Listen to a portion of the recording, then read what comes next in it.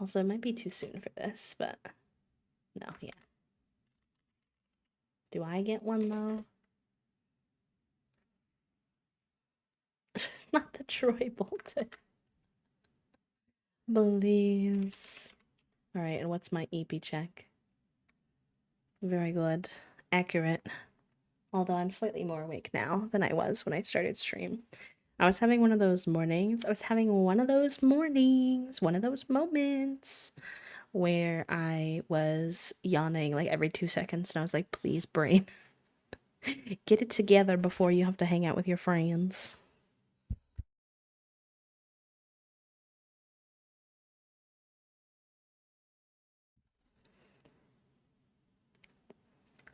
Okay. Let me make sure that we are on PC capture instead of display from earlier.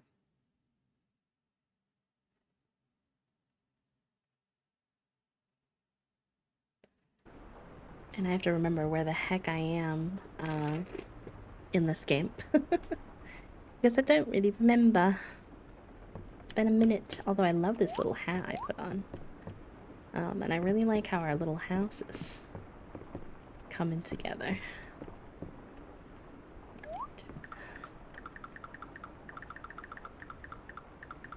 I need to clean out my inventory, that's for sure.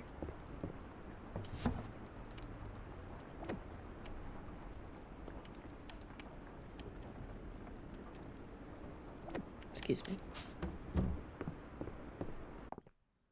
No worries, have a good walk, Em. Give the baby some scritches for me.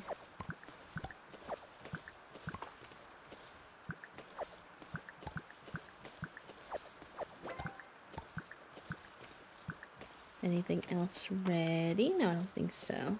Okay.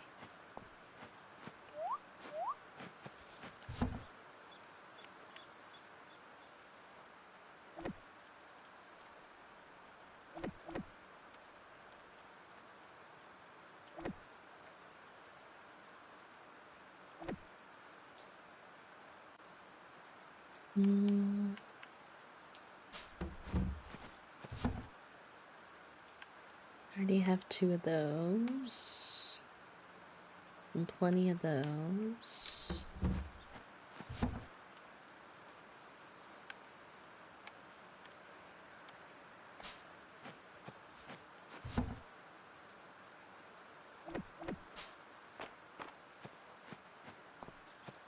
It's almost the end of the season. So hopefully there wasn't anything important I was trying to remember to do before the end of the season, because I'm not gonna lie, there's no way that I remember. Truthfully and honestly. Oh my god, hi! I've missed you all, my little babies. You're all so big now. Is this cow? Yeah, this is for them.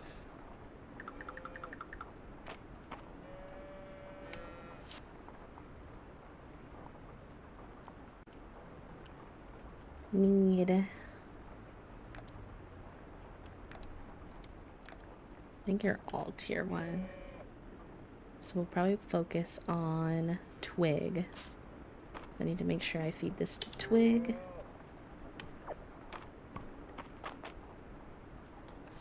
And Tux. Very good. Coming home from work and greeting the cats. Me too, honestly. Hi, Rip. You gotta head out? Wait, what the heck? You didn't have to do all that, friend. Thank you so much. Thank you for popping by. I hope we could keep you some good company. Who did I not feed yet? Is it you? Copper Moon, I hope you're enjoying your gift sub, friend. Enjoy your B modes and your B badge and your ad reviewing for another heckin' month. Very good gamer, thank you so much. And the collective scream, incredible. Incredible. Well, you now have a good permission to get your screams out in chat if you need to, chat room. This is the one time in our sensory-friendly space per stream that you can use all the caps you need to use and use all the emotes you need to use to get out your feelings.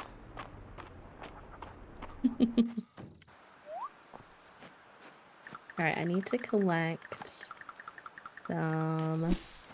I need more animal feed.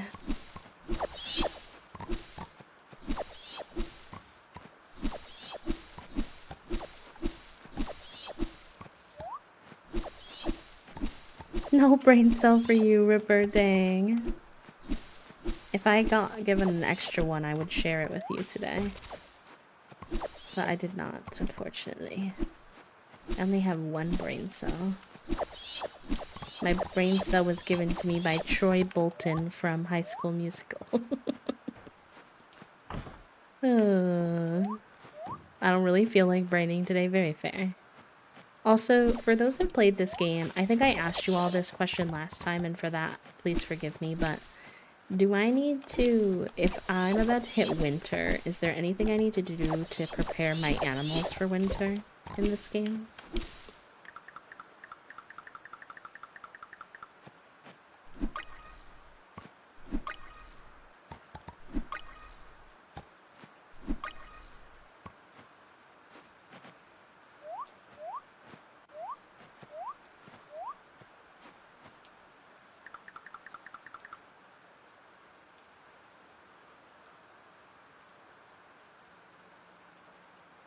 Or excitement because I got the meds I needed, but it also are because it was a struggle getting it. No, that's so real.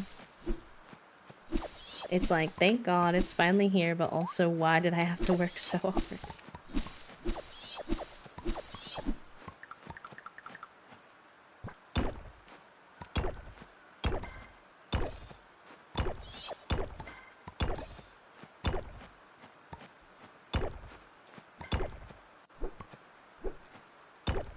Going back to bed, no worries, no worries.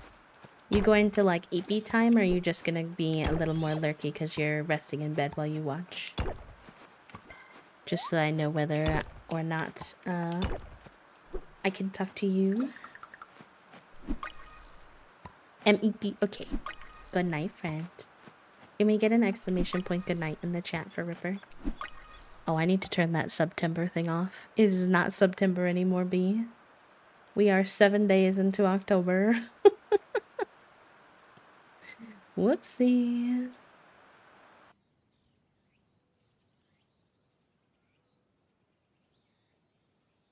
Okay, I turned it off. The factor message is supposed to be going occasionally too, but it doesn't seem to be, so if the mods want to do it every so often, that would be appreciated. Just so I make sure I'm spreading the word with y'all for y'all.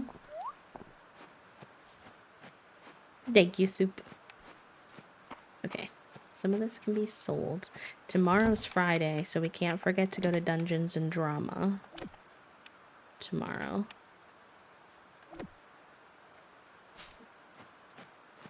Oh my god, Junie's making the cutest noises in her sleep.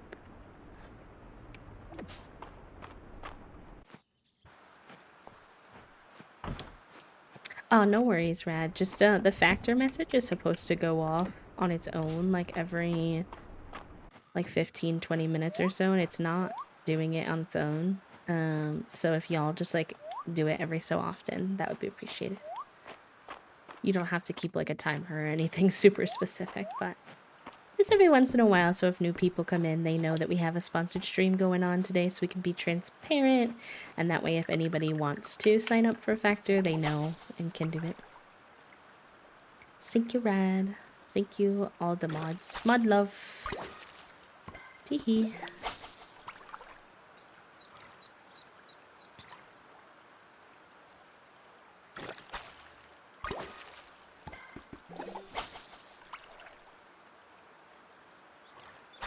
Oh, I got too excited. I got too feisty.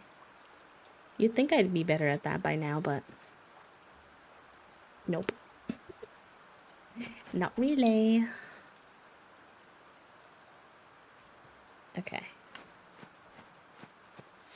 Okay, where are we at? Let's clear these out. as well.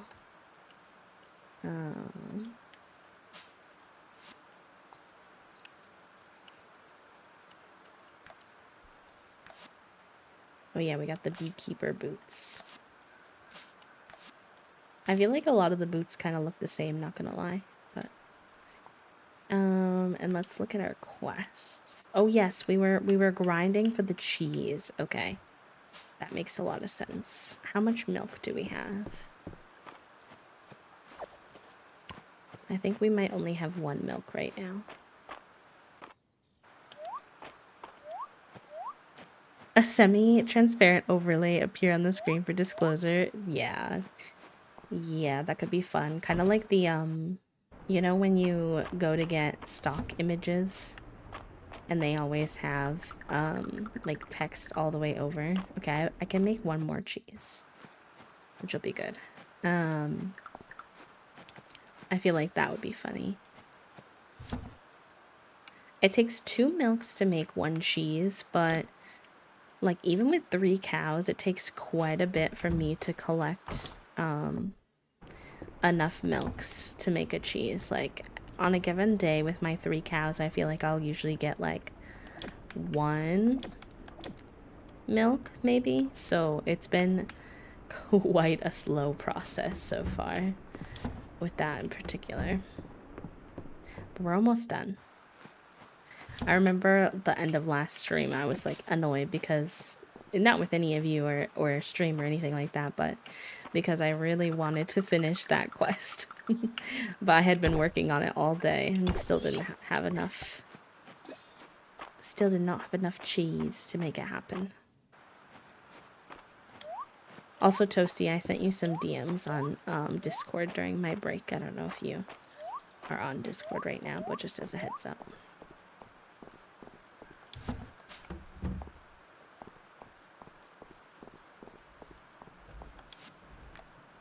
Oh yes, I do have garlic. For sure.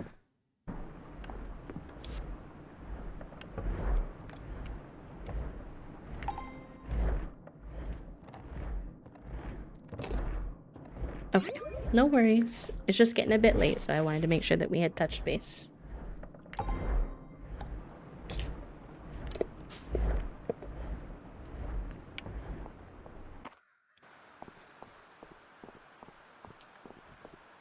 Okay, put this cheese in the bin.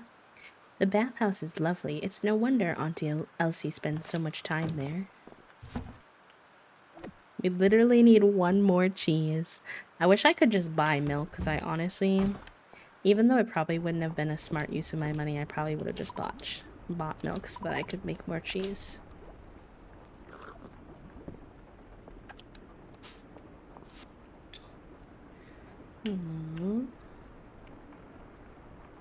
Schnickel snacks. These are my favorite snacks, I think. But so whenever we have the season where we can grow spicy peppers, I need to like go ham on the spicy peppers.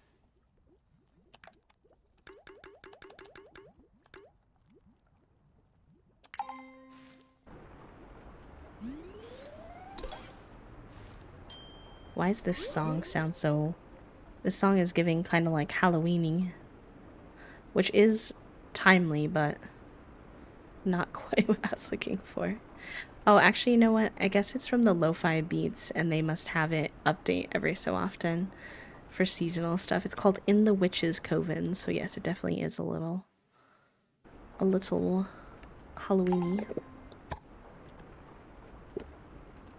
Are any of you all planning to dress up for Halloween? And if you are, do you know what your costumes are going to be? Mulled wine on a rainy day. This little village gets some things right.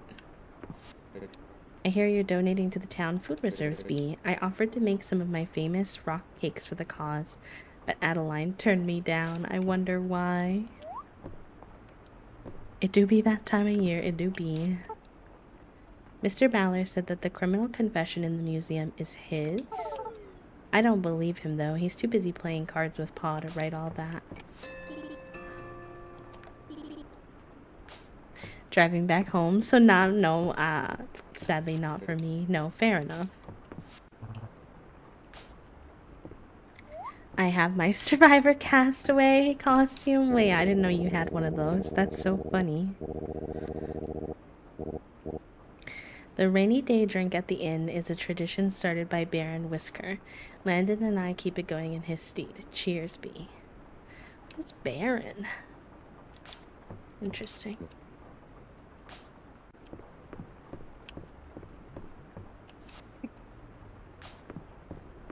Rob's Devil Horn direction last minute crochet from last year. Or maybe classic dark vampire. Basically just my regular wardrobe. Time of year I start watching all the horror and mystery movies early in the day so I can watch cute things to recover before bed. That's very smart. I'm allotted exactly one horror movie per year. Because Toasty does not like scary movies, or at least in terms of what I can watch with them. Obviously I can watch whatever I want on my own, and I already did 2 or 3 this year, so I don't think I'm gonna be convincing them to do any more, even for the Halloween season. But we'll see. I think Whimsy's gonna be hosting, my stream team's gonna be hosting some Halloween movie nights. My co-founder Mal, and maybe I'll watch some there.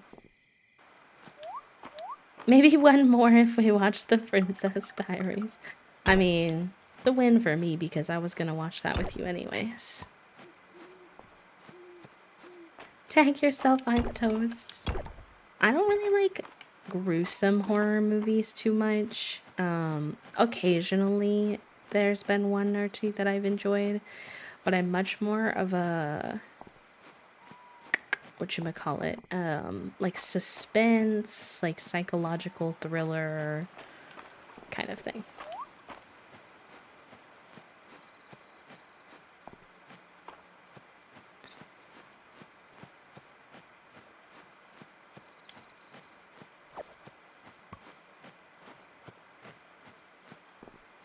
Movie night, if you want to. Yeah, we definitely can.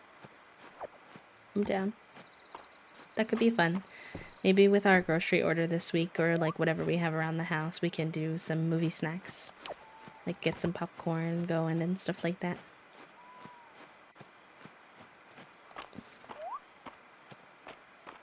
You can bring some popcorn. I think we might have some too. I have to look.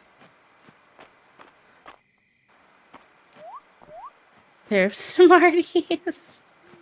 I like that. I like your Survivor buff one too. We don't usually dress up for Halloween too much, Toasty and I. Sometimes for like special streams we will. But those are often like very last minute closet kind of cosplay vibes. And I don't really use camera streams anymore, so I'm not sure how much sense that would make. To be honest.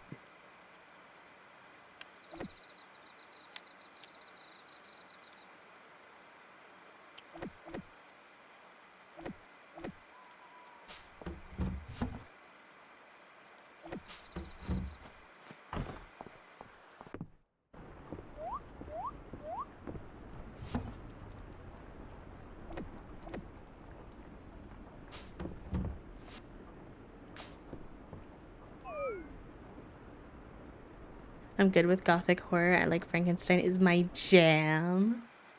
Interesting. Color some Halloween coloring pages. I love that. I think we're planning to do something like that with Whimsy as well. TQ made a pumpkin for us all to color kind of in our own way, and I think that'll be fun to see.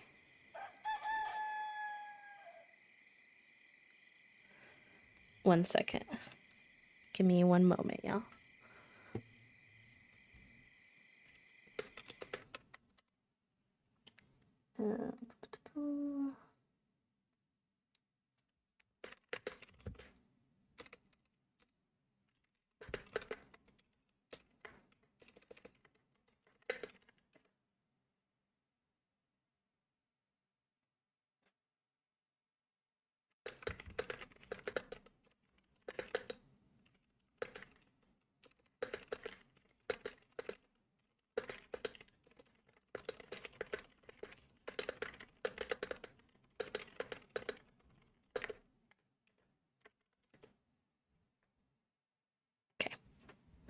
Before COVID, we had an annual party we would go to, and now we don't go, but I'll chaperone my cousin when she goes trick-or-treating around the neighborhood, since my mom can't do the walk. Cute. We usually like to have some candy out. And last year we had to just kind of put a bowl out because we were busy doing a stream. But if we don't wind up doing any stream things, which we might not because my affiliate anniversary is on the 18th of this month, I think. So we'll probably already be doing a funky fun, like bigger stream for that. And then y'all are well on your way to hit the 3rd month of Partner Plus. And I think I will also do like a fun celebratory stream for that. So we're already gonna have like plenty of like fun chaos happening this month, going into next month as well. And so I don't want to overdo it, but I think it will be good. We do a bowl outside of our apartment door since no one really stops by. Yeah, apartments can be hard with that. I feel like it can be hit or miss depending on where you're at in the neighborhood. We do like get, maybe we would get more if we like decorated, but we don't get a ton either, to be honest. Our candy bowl was empty last year, but I'm pretty sure that maybe people took more than their fair share because the bowl was just sitting out. Because I don't think we had that many people. If I'm being honest. But that's fine, whatever. If some kid or teenager was excited to do a little sneaky sneak and get some candy, who am I to really be bothered?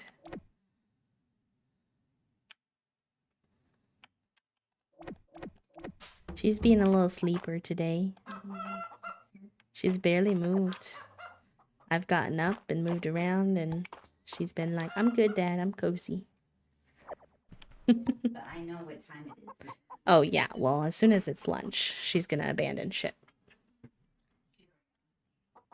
She's gone. It's like instantaneous.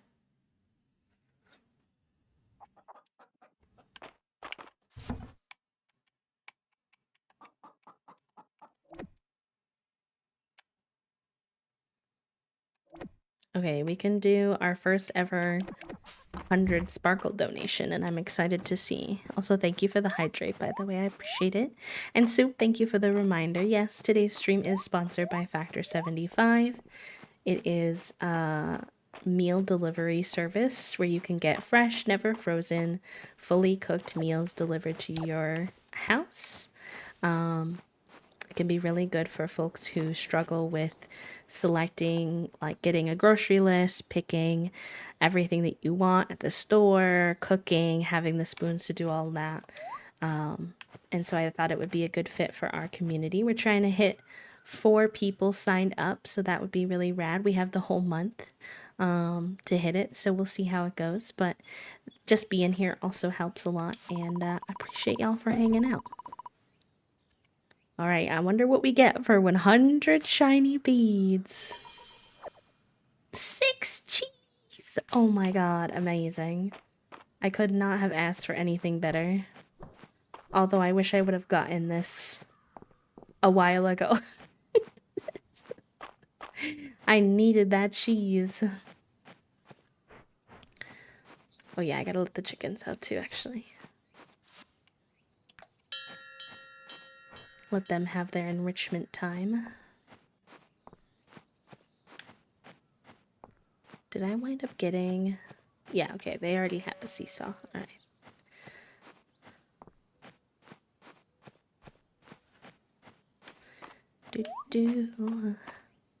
Yeah, I think it's gonna be good for low executive function days for us too. The big question for us is gonna be whether or not we can manage to budget for it. If like the extra cost will be worth how much we save in executive functioning. So we'll just have to kind of trial it and see how the trial goes, and I'll be excited to share with y'all my thoughts along the way. Oh no! I can't put golden cheese in. I can only put regular cheese in. Tragic. Oh well.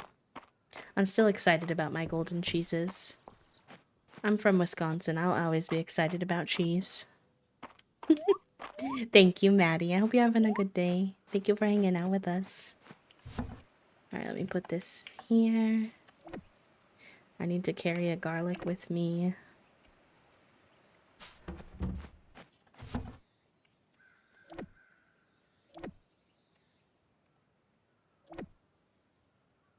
Okay, this playlist is doing too many,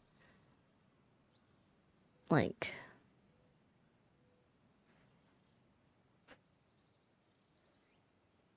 Halloween-y songs for my taste. I find those not very sensory vibey.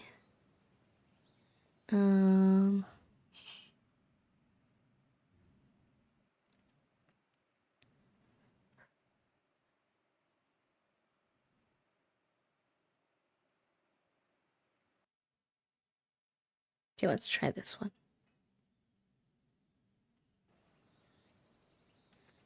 I also always get excited about cheese. I shouldn't because I'm lactose intolerant, but I'm like every other lactose intolerant person who says they shouldn't have lactose but do anyway.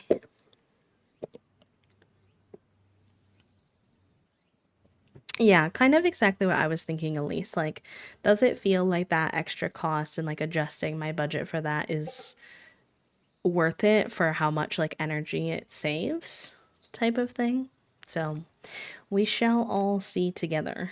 It's going to be a journey that we go on. Not to be dramatic, but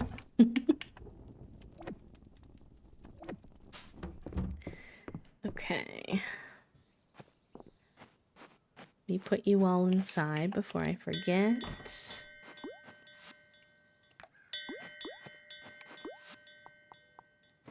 What other quests do we have?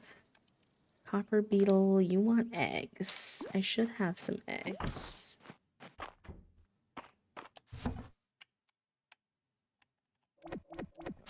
Excuse me.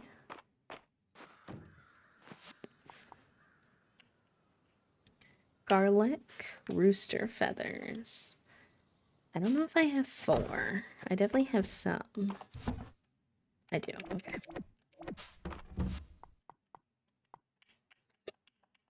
Wood fencing. You want 5, I can make some of that. And then fog orchid. I don't think I have any of those saved, unfortunately.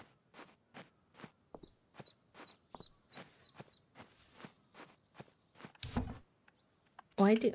Okay, nice. Very good. Every day that passes, I see you grow more and more into your power bee. Cute. I feel like that's like a little affirmation, manifestation.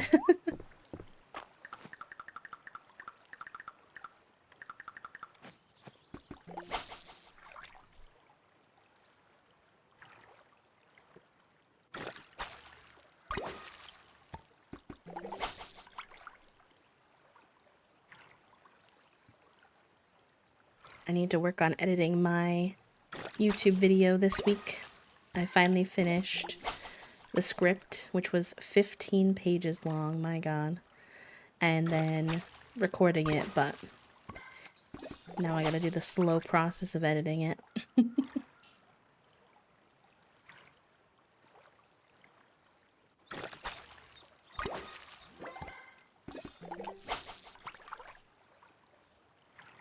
Dang, this one is letting me go forever. I say, and then it disappears, but still, it felt like a lot. If you don't know what YouTube video I'm talking about, by the... Whoa! Did we get another one? Who did that? Oh, thank you so much. Woo! Let's go. Somebody signed up. Yay! Did you mean smashed hash brown as in like a patty? Yeah. Okay. double check. We talked about getting some more, but I don't remember if we actually remembered to get some more. I highly doubt that we actually remembered to get some more, low key. Fair enough. I figured it was worth asking, though. Chat room says hello. Toasty says hello. Oh, yellow. Gotta get the dad yellow correct. Sorry. Sorry about that. What's the hardest part about editing videos for me? Just the tediousness of the task, specifically when it comes to stimulation. I find, oh, it's her birthday today. I should get something for her. I get 500 gold for that? That's elite. So, like, I find the process of editing understimulating because I'm listening to my own voice. It's very, like, slow going. I'm, like, cutting out my extra breaths. Like, it's a very tedious, maybe, like, meticulous would be the right word for what I'm thinking process. But then my brain wants to like listen to media or something while I do it. Like I want to listen to music or like watch a show to try to fill in that like understimulation. But nothing sits right in that good in between when it comes to editing where like the second I turn something else on, I'm overstimulated. There's no good balance of like it's either I'm understimulated doing it on its own or overstimulated trying to add something else in. And so that's been my biggest struggle. And so then I definitely don't edit as like I don't find myself able to edit as long without getting like eepy and bored. So then I feel like it takes me forever to get it done. And so I feel like my YouTube videos come out really slow. And I wish that I could like produce YouTube videos more consistently because I actually really like when I get to the end, I really like the process. Like I really enjoy seeing what comes out of the video at the end, but the process itself is so slow going. I know the word for you, B. It's industrious. That's what you are. Reminds me of, well, me. I heard Hayden's prize chicken got out again. Henrietta's a little rascal. I appreciate that Holt keeps my uncle busy with all their woodworking projects. It keeps him out of trouble. Though he does come home with some rough puns. Not the puns. I found an old board game in the museum archives. Look at this. Lords of the Land. Can't say I'm familiar with it. It was locked in a chest, which was a bit odd. Anyway, all of the pieces were present and accounted for. Do you suppose we could play it? It might open up a whole new avenue of research. So we each pick a game piece to represent us on the board. Oh, I want the flower. It's a daffodil, Mom. And really? That's my game piece. That's me. I suppose I'll be the jester's cap. Now, Island, if there's a jester around these parts, it would be yours truly. When was the last time you even cracked a joke? Perhaps there was a reason this game was locked up. The competitiveness coming out immediately is so funny. I guess they're done with drawing club now, so now they're on to board game nights, which incredible. Everyone in this town has the same hobbies as me. D&D, drawing, board games. They know how to speak to the nerds. They really do. Also, I wanted to say I got distracted with the Toasty coming in asking about the hash brown, but you won't actually have to reveal yourself, but whoever did sign up, I really do appreciate that so much. I know it's like quite a big commitment and I never expect that from anybody. And I hope that if you did sign up, it was only because you're genuinely interested in trying it out and that you have a good experience. But it does help me out a ton as a creator as well, so thank you. I appreciate it. I hope you enjoy. All right. And let's see what they're doing for Dungeons and Drama today. Hear ye, hear ye. Welcome to Queen Maple's game of Succession. Each of you is here to vie for a chance to become my heir and one day rule over all of Eldaria. Of course, anyone who doesn't become my heir might be put to death, if reading old history books has taught me anything. But that's how royalty does it. So, who are we to argue with a system of rule thousands of years old? Now, would the members of my court please introduce themselves? I'm Lord Beetle. Maple, do we really have to be put to death if we lose? I don't want to do that. Oh, shucks, little guy. I think Queen Maple is just setting the tone. Lord Haywood wouldn't harm his fellow courtiers. I'm Lord Anvilstrike, and the Queen is right. Only ignominy? I don't know what that word means. And death await my foes on the road to becoming heir. Not March fully committing to the bit. Maybe just exile or some community service hours. I'm Lady Kettle, sister to the Queen. If I win this contest, all your lives will be spared. Aw, come on, Raina. Raina already has my vote. Too bad this isn't a voting game. As long as we can still be friends afterwards, I guess Lord Beetle is ready to unleash his million-strong bug army. That's the spirit. Not the bug army. That sounds terrifying. That I would run away from that. I've been watching this show called 911. They just have a new season starting. And the very first episode, one of the big plot lines was that a truck carrying I think it was 20 million or some obscene number of killer bees got hit on the highway. And now there's a ton of killer bees all around town that keep causing major issues. It's so dramatic. In fact, they wind up using smoke to get the bees out of the area, but instead it sends the bees up into the sky, and then it causes two planes to crash into each other. I'm like, oh my god, so overwhelming. The drama is really good if you like Grey's Anatomy level of drama. If you're aware that it's an unreasonable amount of drama for a real everyday life. If you've been needing a second Grey's Anatomy in your life, that's what 911 gives to me. And there are we're on season 9 now, so there's a lot you can binge too, which is nice. And there's even a what do you call it? A spin-off called 911 Lone Star, which is also really good. It's just a different cast. Yeah, it's very chaotic. The planes smash into each other, and I'm currently in an episode watching them try to figure out how to land the plane because both of the pilots are unwell. There is a bug boy. I love the bug boy in this game. Oh, they're doing a book club. Wait, that's so cute.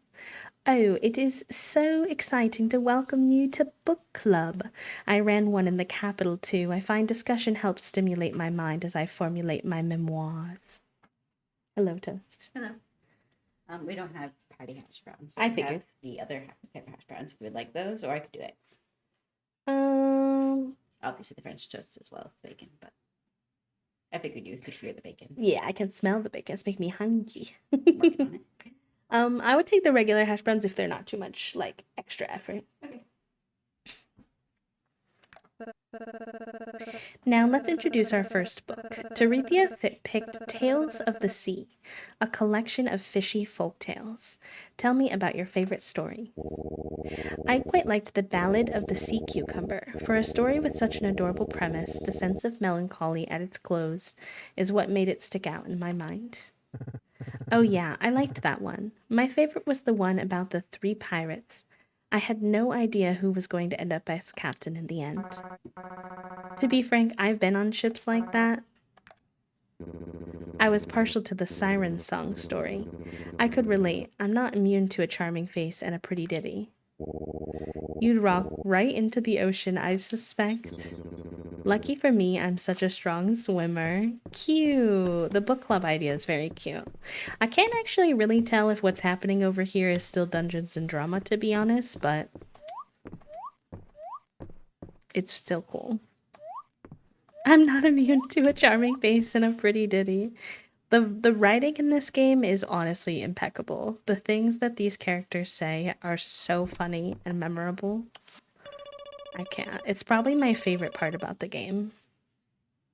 Like, I think this game has a lot of charming features to it, but if I had to like point out one thing that makes it stand out to me, if somebody was like considering playing it, if you really like well-written characters that make you feel attached to the characters and like invested in their story, really good. And they'll make you laugh as well, which is nice. Also, I don't know if y'all can hear the bacon sizzling in the background, but if you can, that's what that sound is. I have my door open and Toasty's cooking bacon and it's snap, crackle, and popping. Popping away. While everyone is down there is playing, we're up here doing the real work. Isn't that right, Dragon Guard recruits? Actually, I was just going to my room. I had a question for Adelaide. It's more like I'm here to recruit the Dragon Guard for new duties, like litter pickup. Don't worry, Del. I'm here because I totally believe in the Dragon Guys. Oh boy, oh boy. I can't say I'm impressed with the quality of recruits these days. I guess Ulrich will be the only one to hear about the treasure I found. Treasure? Hmm? You guys have a long way to go before you're ready to hear about treasure beyond your wildest dreams. Now, Dragon Guard recruits, move out. Cute. Something I'm really curious about is if the children in this game will ever eventually age up. I noticed that that's something that's pretty inconsistent between games. Like some games, the children will just remain children forever, and you kind of have to suspend like your disbelief with that because obviously it doesn't really make a lot of sense. And then in some farming sims, they will like age them up. I think Coral Island is planning to have the kids in the game age up. I don't know if that means like they'll have to add new kids or like how all that will work, but I'm intrigued to see what they plan to do with that with this game, if anything.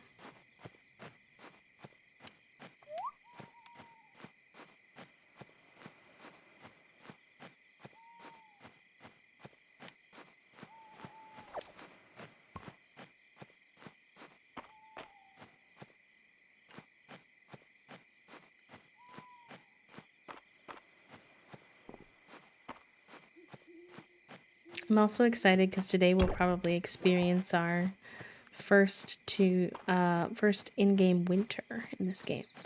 I hope I didn't need to prep anything for the animals for the winter, because if I was told that, I missed it somehow. Oh,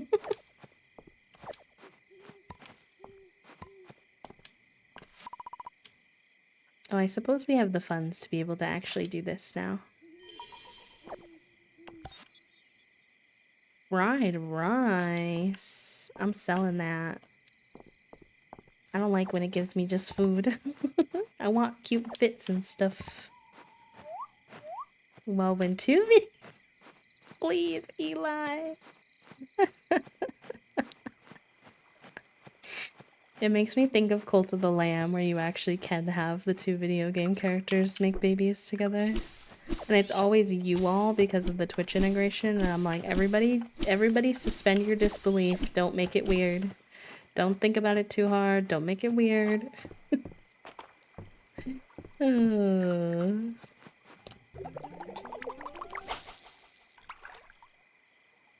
We have to do a Cult of the Lamb game again soon. I won't be able to this weekend because we have visitors, but maybe next weekend after that. Toasty and I can plan a little. It's been a minute because we spent our Toasty weekend stream doing Lego building. Which I do not regret though, that was fun. Those little flowers were fun to make.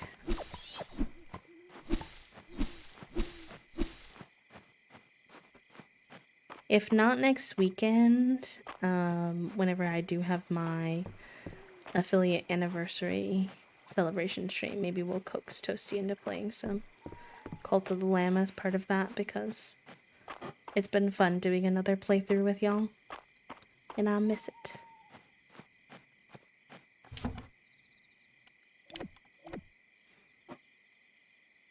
Oh, I actually had a few things in my hand that I meant to give to people and in the town. That's okay.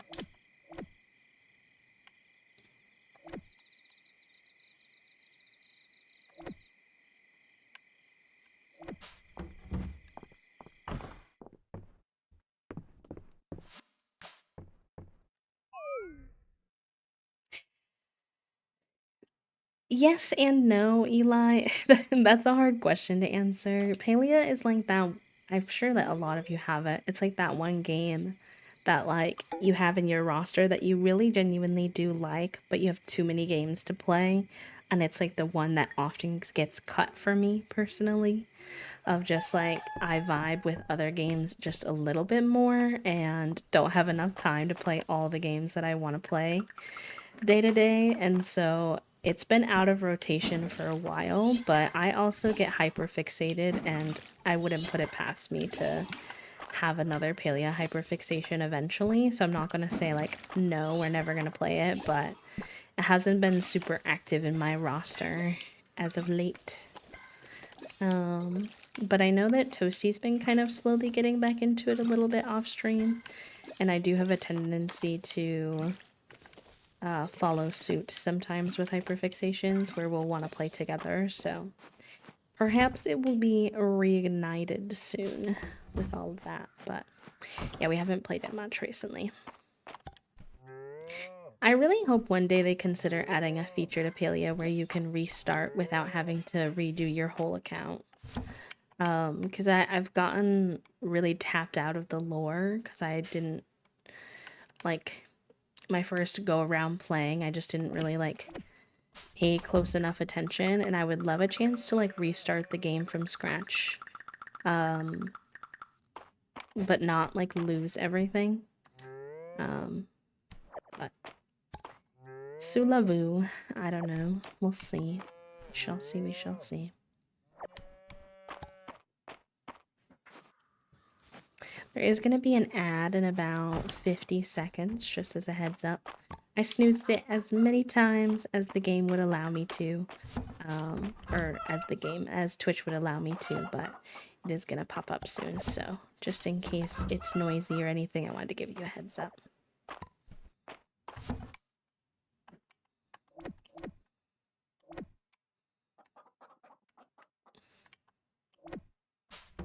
Listen, C'est la vie is old news. Sulavu is the current moment.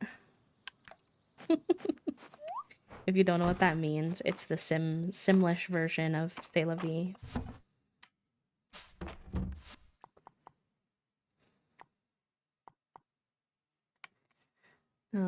Yes, okay, finally, our cows can be, we can mate our cows and have our first little baby cow. I'm so excited. Okay. I need to give the little mating cookies to Pepper, the black cow, and Twig, the brown cow. Okay. Not gonna mess this up.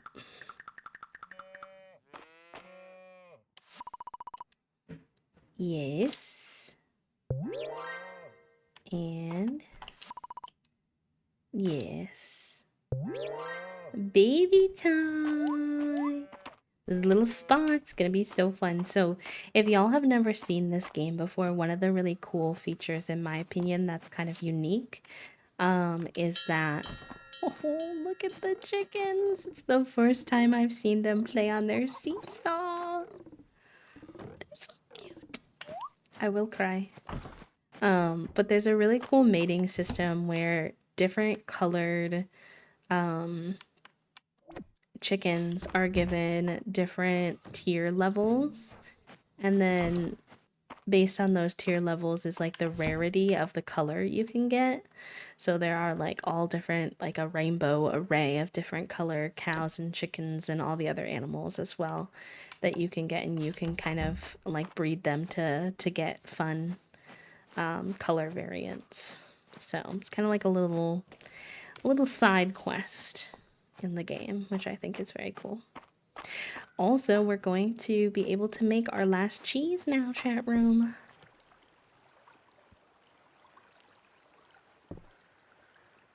Time to finish this quest after many hours of grinding. It's also Saturday market day and we have a lot of money, so we might be able to actually end the doll hairs this time.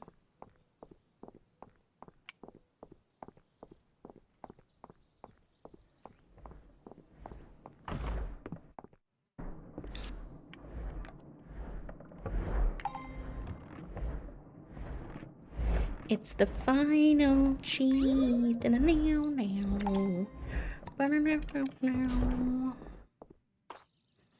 Alright, take this cheese to his home. And turn him in. And then I think I need to go see Adeline.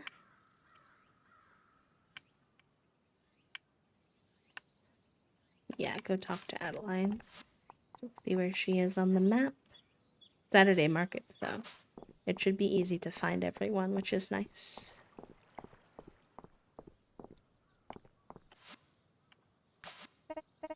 Hey B, if you've turned in everything for the food reserves, it's time for the next step. Taste testing. Ooh. I'm already hungry. It's gonna make me more hungry. Keep an eye on that stove, Dad. Almost there. What are they making?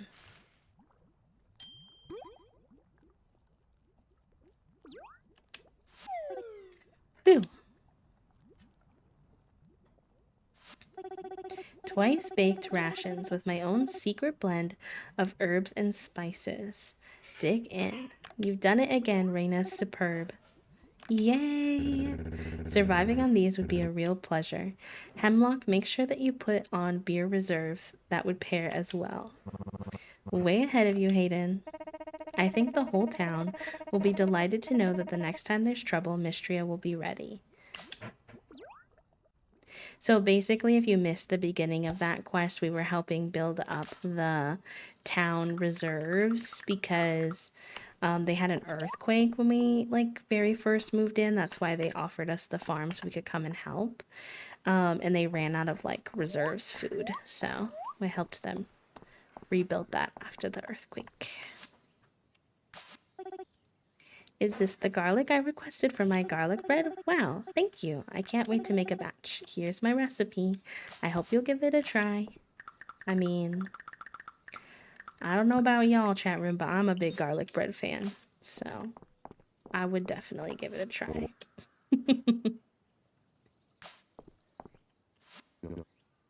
Reese is all about Darcy's iced coffee.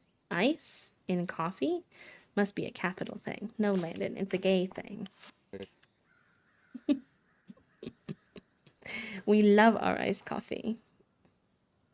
March says I should stop drinking coffee because it makes me anxious. I start asking myself things like, are my muscles cool enough? They totally are, though. More of a weekend thing for me, but we all have different habits, right? Signature drink, extra... Wait, hot chocolate with extra marshmallows, please? Of course, March. Of course, that would be your beverage of choice.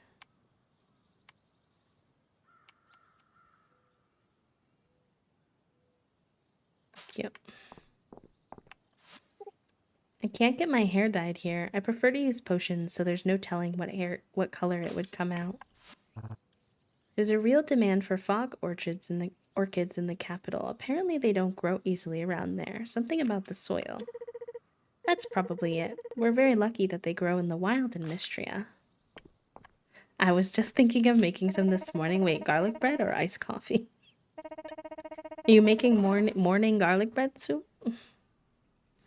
I wonder how it would look if I dyed my hair black. Vera says I'd better not unless I want to really commit.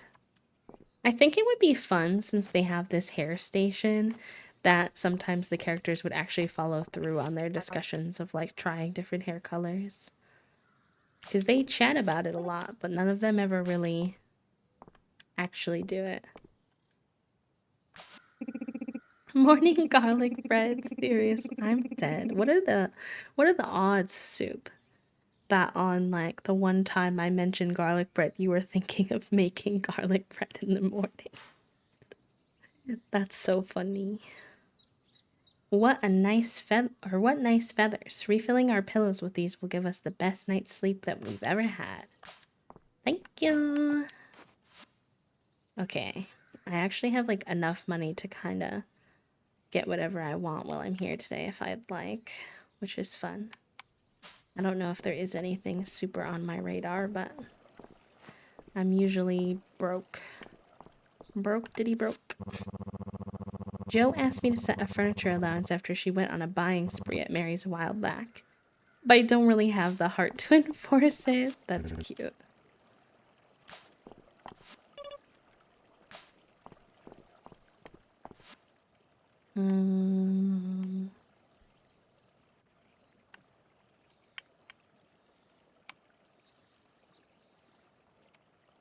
I don't understand how this stuff works in this game really because they always offer me only this like haunted set. And like with all love and respect, I'm not really going for a haunted vibe. But do I need to like buy it in order for things to like replace out? You know what I mean? Is that how it works? Because I feel like she offers me pretty much the same stuff every week.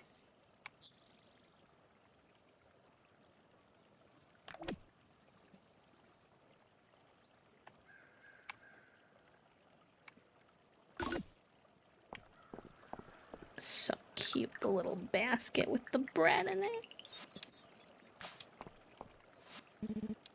You can always rely on Lewis for a good pair of slacks. Lewis sets some clothes aside for me if there's anything shimmery, fluttery, or glittery, then I simply must try it on. Don't really need new clothes right now, but this blazer does look nice. Oh, I'm being brought my breakfast for lunch. Make room. You are, my love. The second ketchup thing in the fridge, so don't worry about preserving him. That sounds good. It'll probably be enough for one thing of hash browns, I think. Just want to make sure you didn't like not use more than you wanted or whatever, because you were nervous you had no ketchup or whatever. Yeah, I appreciate that. It's good to know. I have been eyeballing this little lily pad hat. That is pretty cute. I never really needed it, but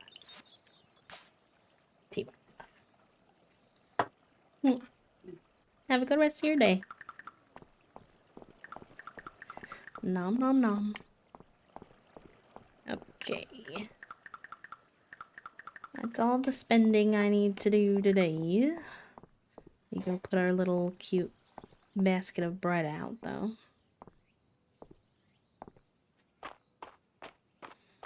Making my way downtown. Oh, wait.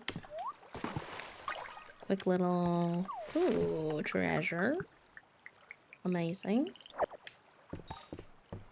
Canned sardines. Ew. At least I got some money with it. Canned sardines do not sound nice. Not to me, anyways. If that's your jam, I'll do my best not to judge, but it is not my jam. Alright, cute. Got a little bread out at the picnic.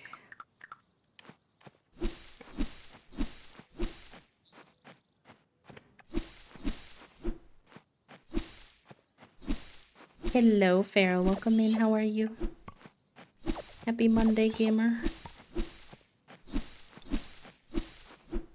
I saw someone say that one of the things that they hope this game does is make it so that the stuff on your farm doesn't grow back as fast. And I agree. I can't keep up with how fast things grow on the farm. Alright, there's one cow that's been living without a little hat, whereas everyone else has a hat. Who is it? Who's missing their hat? You get the cheese now.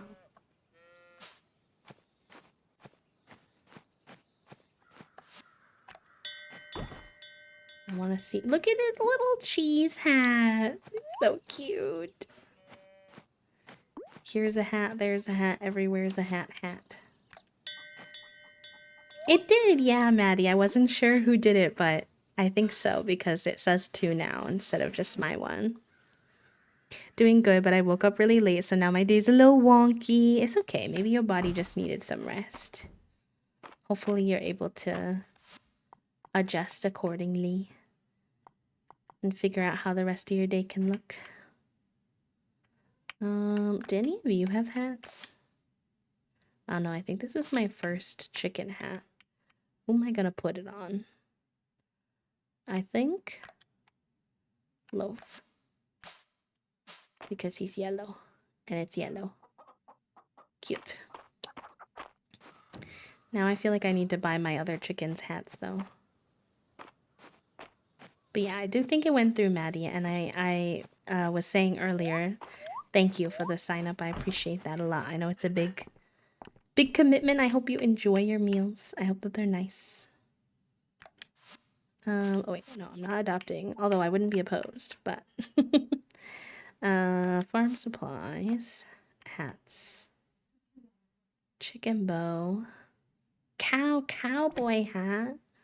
Not really here for the cows, but I guess I am. I'm horrible at cooking balanced meals. Darn you, executive dysfunction. I know. I'm always eating too much pasta. Pasta, which is like fine. Pasta's not, it's not like it's bad, but I definitely find that the energy from it does not sustain me as long as I need it to if I only have pasta. So I'm excited as well to see if it helps me with that kind of thing. Okay, hats for everybody. I think I'm actually gonna put you in this cowboy hat. Because, I mean, that's kind of incredible. And then put you in the top hat, I think. And then Basil in the little... Oh, I did not want to change your name. Apologies. Oh my god, the little bow! Okay, we gotta go see everyone in their new fits. They might be sleeping, though. They might be going Hangshu, me. Oh no, they're still awake. I love them. Their little hats are so cute. Oh my gosh. Incredible. I think the cowboy hat and the bow, how they fit between the little ears is so cute. The top hat! I know, isn't it good? It's so good. I feel like the developers of this game really knew like what things bring us serotonin. And they said, we absolutely will be including those things. Thank ya. And I'm like, your marketing tactics are working on me. I am susceptible. And I'm not even mad about it.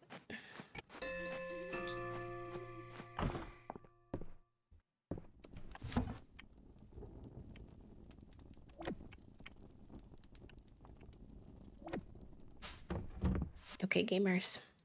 My breakfast for lunch is here, so I'm gonna take a quick little break, leave y'all with some more words on stream so I can eat my lunch.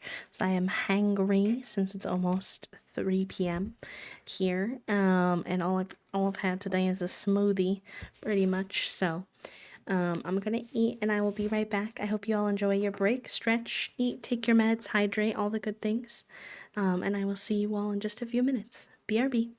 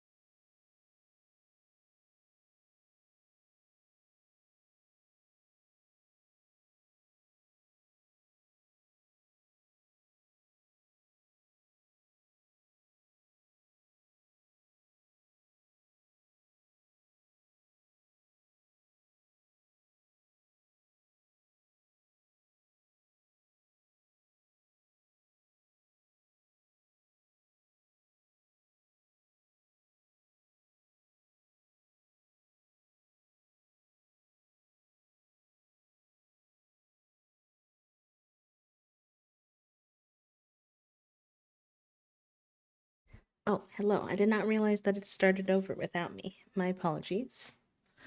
I'm guessing we missed one of the levels and it just started back from the beginning. So I don't know who got what place in the first game, but either way, GG's gamers. I hope that you all had a good time. And I'm back for more mistria time. Hello, Maureen. Welcome in. If you joined us, like, after the beginning of stream, we did a little weekend check-in. And I would love to know how everyone's weekend was if you have the spoons to share.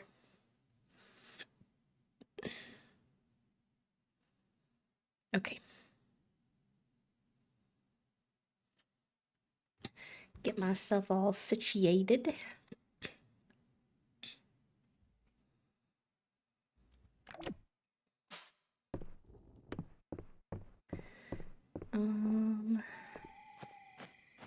Just wander around and gather things. I never really know what to do with a short amount of time. I guess I could do some wood chopping.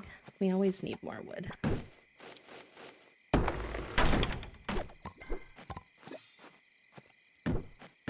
Oh, I can break this now. I forgot about that.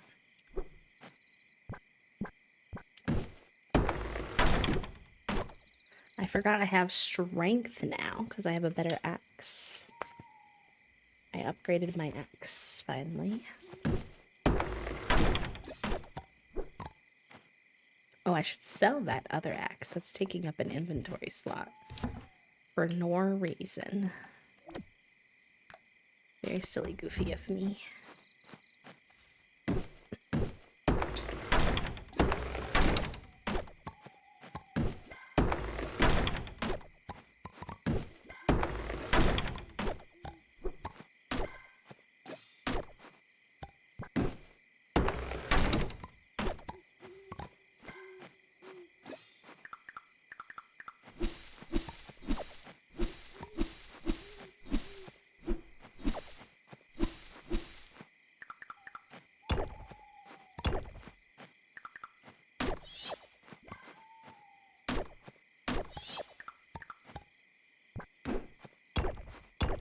I need to watch more people play this, I think. I try to avoid spoilers, so that's why I don't wind up seeing too much of what other people play.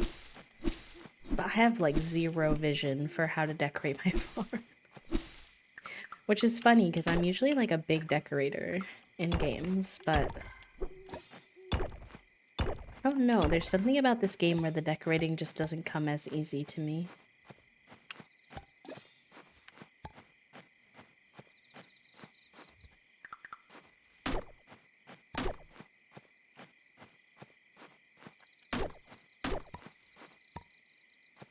Oh yeah, I definitely could do some Pinterest searching. Do love me a good Pinterest moment.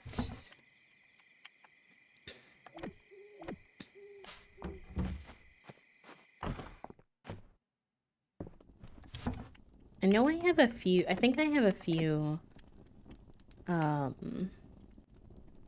bookmarked on Twitter as well. I think a lot of those are like house decor though, which I'm finding a lot easier than decorating like my actual farm.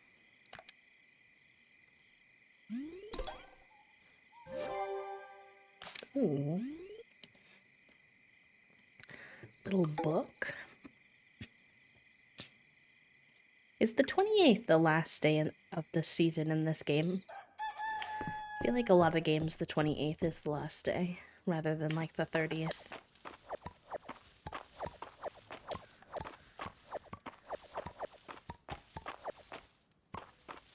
Oh, I don't think some of this is gonna grow. Excuse me, in time. Oh, wrong tool.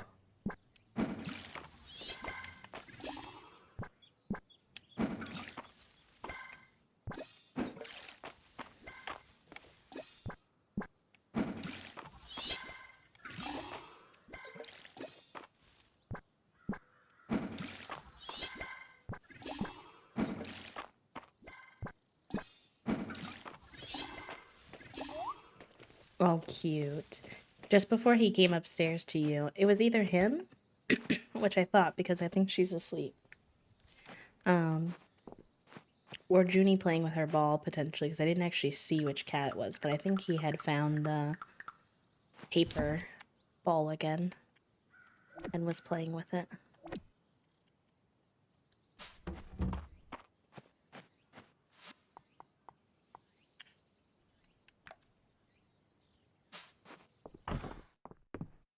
No, she's not sleeping in here. I assumed she was upstairs with you, to be honest. No kiddos. Not on cam anyway. She considered it, going back on. She, like, came in here for a little bit, but no commit.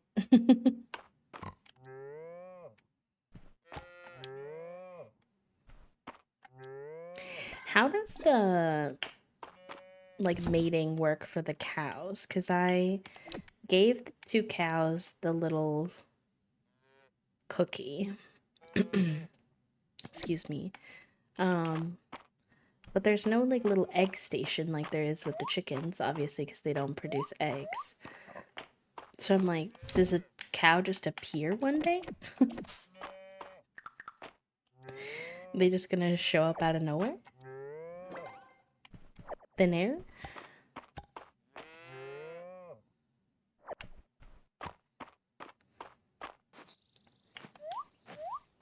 Maybe in your room? Maybe. She does like a good bed to herself moment.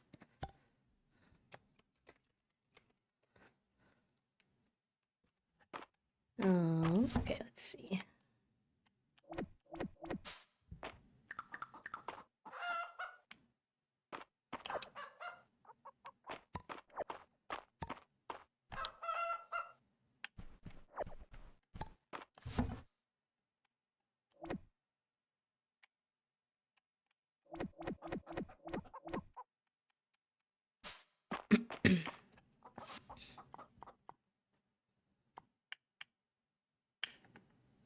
Oh, these guys are ready too. Okay.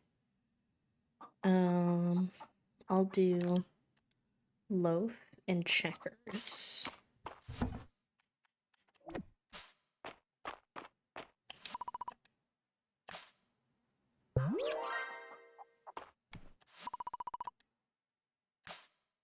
Cute. I'm 60% sure. I think you should be more sure than that, bestie. But yes, no, they don't lay eggs. Hi, Katha. Welcome in. Yeah, of course, Vale. You're more than welcome to. Thank you for asking, though. I appreciate it.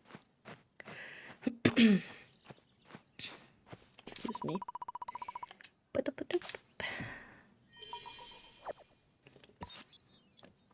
Ooh, golden milk. Fancy. Alright, take a little stroll up to the museum and see what we're missing for this season. We only have 1 day, so I don't think we're going to get super far, but I'm still curious.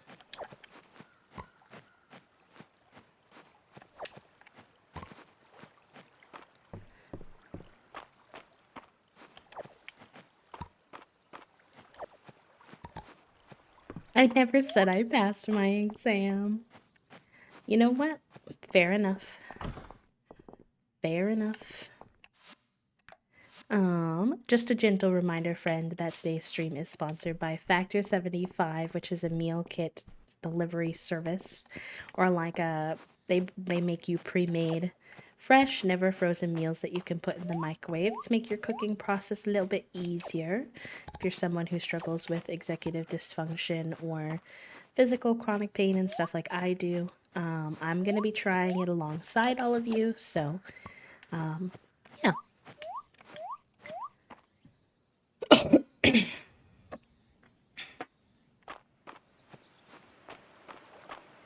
Wow. You can do it, Em, I believe. Even if it winds up being a little late night laptop apply. You got this.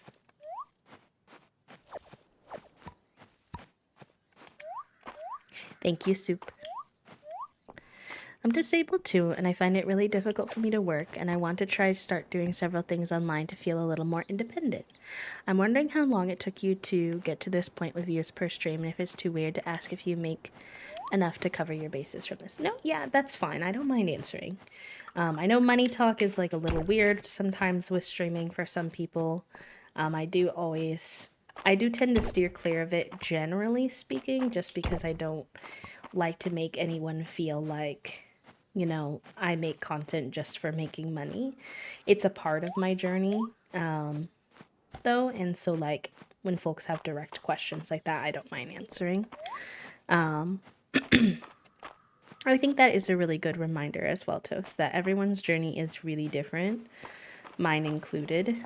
So nothing that I say can really be like, a surefire answer as to how your journey would go if you tried things. But I would say that it is nice for that feeling you described of like, actually, let me pause for a second because I think this is a little tough one to game and, oh, there we go. I want to make sure we don't mess up my very last day of the season, so I'll just yap for a moment. I think other people are probably interested in this topic too, and I do like talking about my journey a little bit. So I started out streaming as a hobby streamer originally. I was not joining streaming with the intention of being a full-time creator. I like a lot of hobby streamers, I think, had in the back of my mind that would be like really cool if that just like happened to occur one day. Like if I, was doing well enough with it that like I could explore that as an option. I thought that was interesting, but it was never my original intention. In fact, when I very, very first started streaming, I didn't really even fully have a concept that was an option. I really started streaming because I wanted to share my Sims with my friends, like some of my IRL friends. And then I had also started to see like what little pockets of small communities, especially small queer communities, could be like. And I found those communities really affirming for myself, especially as we started to go like into the pandemic, and I felt quite lonely because I was having just had graduated from university and was starting my first like job post university. But I was moved back to my hometown, but most of my friends had moved away, so I didn't really have a lot of friends even though I was back home. And so I found a lot of community on Twitch, and I also was interested in kind of building that sense of community myself. And I was really lucky, I think, because I had already built a lot of friendships in the space before I started exploring, that I got affiliate relatively quickly. I also had a few IRL friends who were willing to like hang out with me and help me get that 3 required viewership, and you do have to be affiliate to make money on Twitch, so that would be like your first starting point if you're thinking about Twitch specifically or streaming specifically. Whereas I know that like you mentioned wanting to do a variety of different things, so obviously there are other things out there too. Like some people run their own like Etsy shops and sell like either creative works that they do, or sometimes like digital graphics and things like that. So there's lots of options out there. And there's lots of different ways to stream too, and how you stream and what you stream will all affect your journey. It's a very different experience to be an art streamer versus a gaming streamer versus a just chatting streamer who just likes to yap and hang out with their community. Like all of those journeys will be different. So it kind of depends on what you're interested in doing. But I don't know. I would say maybe it took me 6 months. It's hard to remember back 4 years ago before I started making like a couple $100 a month. Um, During the peak of the pandemic, I made a lot more money. Like when a lot more people were home, um, a lot more people were watching streams. It was a lot easier to grow a lot faster on Twitch during the pandemic because there were just so many people watching while they worked from home. Whereas now, like a lot of people have to go back into work. And so it's a little bit more difficult to, I feel like it's just takes a little bit longer than it did. And also, to be clear, the pandemic is still happening. I just mean like the lockdown, work from home portion of the pandemic since they've taken a lot of that away. But yeah, I would say like 6 months of consistent streaming.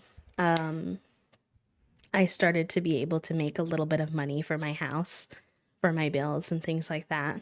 At the time, I was still working, so that was just like fun money. And then I moved to Chicago. And when I moved to Chicago, the first job that I got there wound up being pretty toxic environment. And I wound up having to kind of chaotically leave that job without a lot of fair warning.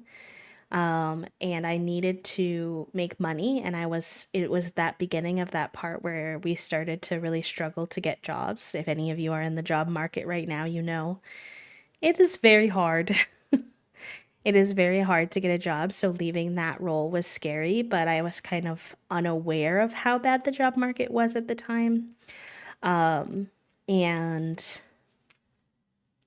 that job was genuinely kind of triggering for me. So, and I could talk a little bit more about why, but I did think it was the best choice at the time. But I wasn't really having a lot of success in finding another full time position. So I wound up applying to be a barista at Starbucks, at the S Bucks, because I was like, like I have a lot of the basic skills needed for customer service. Like, I think I'll do okay with this. Like, let me just go see. And also, at the time, this was pre like Starbucks boycott and everything, pre me being aware of how union busting they were and things like that. I had heard good things about how Starbucks handled their trans workers in general, and that like their health insurance was pretty good. So I was like, okay, let me try this. And all of this time, this is like probably the first like 2 years of streaming that I did. I was still like hobby streaming. I was pretty consistent with it, probably like 3 times a week at least, but I wasn't like committed to full time. And then Starbucks, like the combination of working there and then also just where my body was at, my body started to deteriorate pretty quickly. I was having a really hard time, like every single Toasty can speak to, like every single time I'd do like a Starbucks shift, I'd be like broken for the next day or two after. So it was really unsustainable because I couldn't even, like the physical demand of it was really hard. And because of that, I was like not getting enough hours that I needed to like pay my bills solely on, being a barista type of thing. Because my bills were not that high at the time. I was living with a roommate. And so I think I had to pay like $800 for rent and then like a couple other small bills, but it wasn't much. So I was leaning a little bit more into streaming, and that those funds were no longer really like fun funds, and they became like to supplement my income because I couldn't work enough hours at Starbucks to get enough money, especially because I asked for the accommodation to have shorter shifts. And when I asked for that, they started giving me less shifts in general.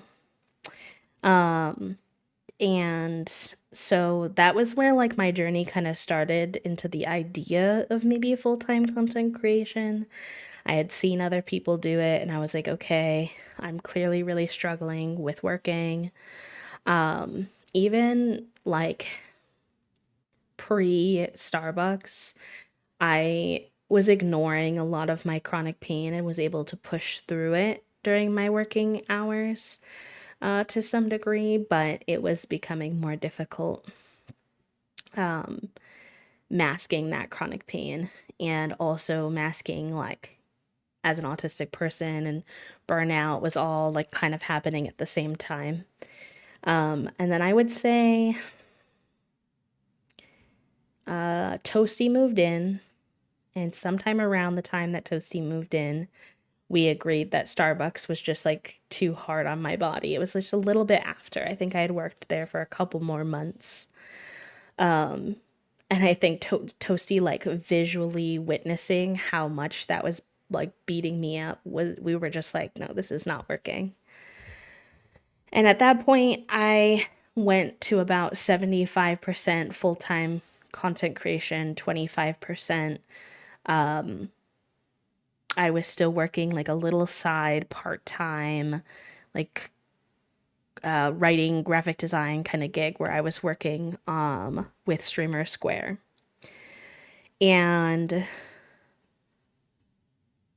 I did that for probably like another 6 months or so before I was like realizing that I was doing better at my content creation than I was before. And I felt like those hours I was putting towards that 25% was just like not making me enough money. Whereas it would have been smart, like it felt smarter to invest more of my time into this content creation thing that was working well for me than it did to invest that time into this random job that like wasn't really super aligned with what I wanted. And I felt like I could potentially make that same because I was only making like $200 a month from that part-time gig. So I was like, I think I can probably make that much in like sponsorships and stuff if I have more time to apply myself to creating content. So you can kind of see that for me, it was like a slow transition. Now, if you're looking at this from the perspective of someone who just wants a little more independence and to make a little bit more money, it might be a totally different approach. But yeah, for me, it was like the combination of my body getting worse and giving me a harder time with working, plus content creation was going well. And so to me, like, that just kind of made sense to head in that direction. Also, if I'm yapping too much, if you have questions, if like anything doesn't make sense or you have a specific thing you want me to speak to, just let me know. But kind of was a slow transition. And then eventually I sat Toasty down and I was just like, hey, I think this makes sense. What do you think?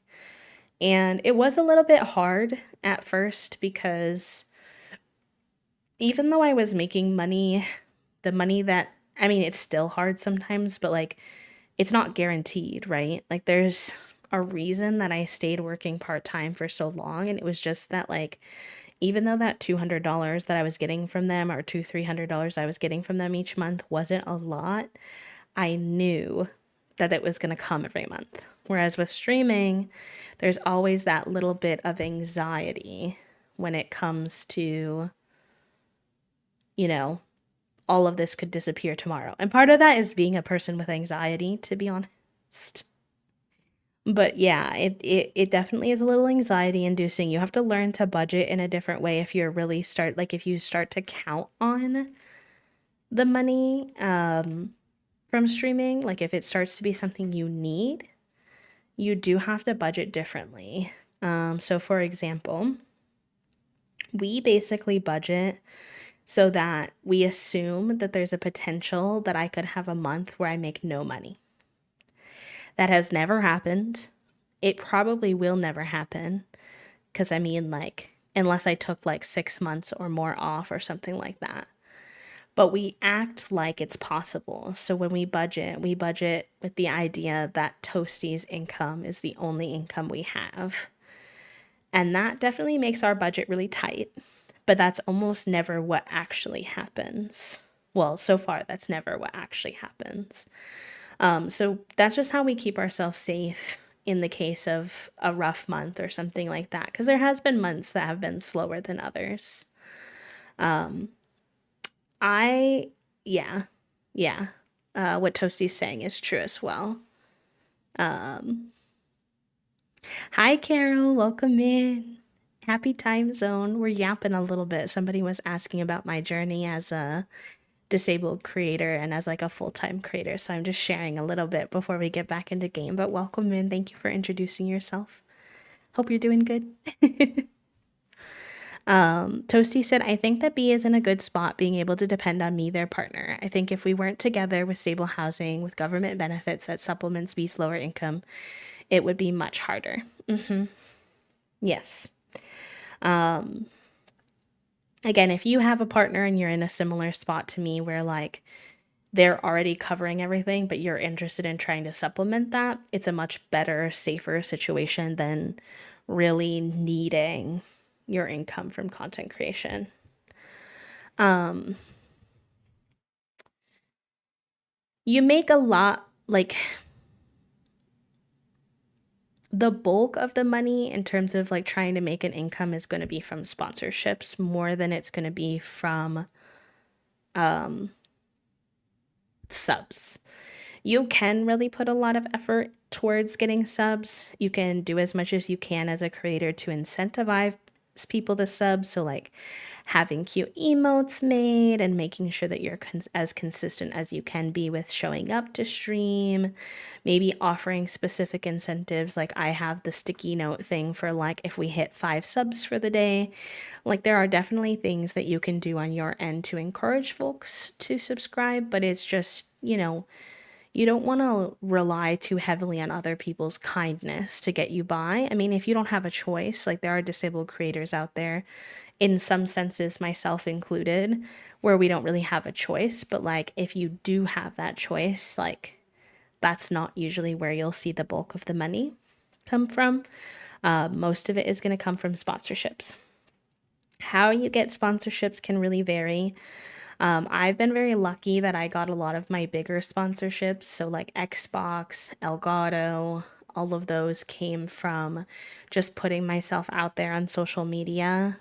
Just really like being confident, sharing my perspectives, sharing my opinions, being involved in the streaming space, encouraging change at Twitch, doing like user voices, like which are basically like petitions, and things like that. And folks, like, I've been really, really lucky that folks from those companies have just like seen the hard work that I've been doing and reached out. So that kind of just like in and of itself is an aspect that some of it is luck. I mean, also hard work. Like I worked to make those content that people saw, but like it's luck that the algorithm happened to show it to them. But you can be more direct about your search for sponsorships, and as the economy struggles a little bit more, you will probably have to be a little bit more direct with sponsorships. So like for example, this one I like sought it out type of thing, versus this one being our Factor 75 one. So you will have to get comfortable with the idea if you want to make like a more livable wage as a creator, with like reaching out to brands, sending them an email, showing them like, here's my content, I'm interested in working with you. And like, you will have to do a little bit of negotiating. Yeah, Toasty saying like, yeah. So same as with sponsorships, making sure you're aware of what the competitive base pay is for someone your size, making sure they aren't taking advantage of low base pay. $50 for a month-long sponsorships, but you get $50 purchase with your code is not a fair pay. A month is a long time to be sponsoring your company. You deserve to be paid for your work, but companies will try it. Yes. I don't recommend like affiliate programs if they're only affiliate programs. So like what I mean by that is specifically like companies will be like, I'm trying not to call anyone out, especially during a sponsored stream, but companies will be like, here, you can sell my product, and for every product that you sell, you get 5%.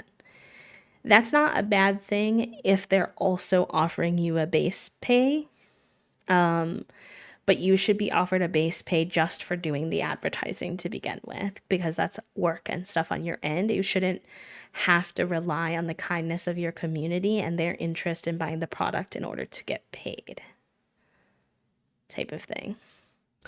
You can make merch. You can be careful of like the language of like drop ship. You want try your best to make sure your merch is like ethical. It's not the easiest thing to do, to be honest, but hi Sai, welcome in. And I would not say, if I'm being fully transparent and honest, I would not say it's easy to make a full income on streaming. If I did not have my Elgato sponsorship, I would say if we're going just off of subs, I would say I make anywhere from, if money is weird for y'all, I'm just giving you a warning. I'm going to be direct here. I would say just off of subs, I make somewhere between $200 to probably $500 a month.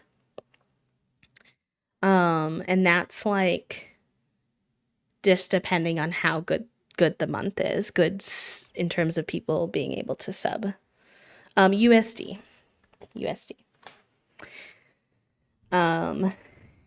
So like obviously 200 being is like more my standard amount, and then if I have a good month it can go anywhere up to like 500. Other creators might have a very different experience. I know people who have, like 700 subs and make a couple $1,000 a month and find it very easy to maintain that and pay their bills. But that just like takes a lot of luck and effort and work and like getting your community built up and things like that. And it can also just be luck of who happens to be in your community and whether or not, because like we have a lot of disabled people in our community, which means we have a lot of people who are already struggling with their own income and maybe can't sub. But other communities sometimes might have a lot more people who have a lot more spare money and are able to gift 10, 20, 50 subs on a regular basis. And that person then just has like access to more monthly income. And then when it comes to sponsorships, it can really vary. I would say for me, I would average maybe like $400 from a sponsorship. I try to always ask for a base pay of around like 300, just because based off of like my audience size, like that's what's pretty fair. And then if they're asking for like social media posts or like anything else, then that adds to that price. We actually have a sponsor today, Carol. So like, for example, today we're sponsored by Factor. Factor 75 is a, oh, there's an ad, so they're gonna get, if they don't have a sub, they're gonna not be able to hear me. I'll wait. I'll wait. Because I think you're stuck in an ad. Yeah, I'll type in chat.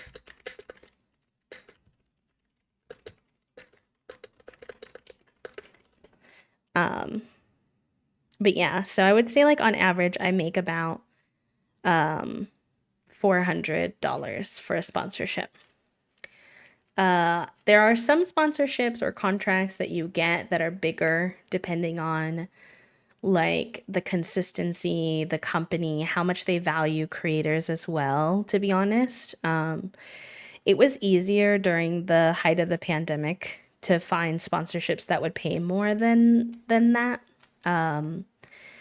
And I would make more money, but as the economy has kind of gone down, I found that a lot of sponsorships only want to work with like bigger creators now. I think they don't have as much of a budget, basically. So unfortunately, us wee little affiliates get cut first, which is sad. Not for everyone, obviously. I still have found to be able to have some sponsorships, so I'm not trying to say that there's no opportunities out there or anything, but they're a little harder to get your hands on, a little more competitive these days with the economy the way that it is.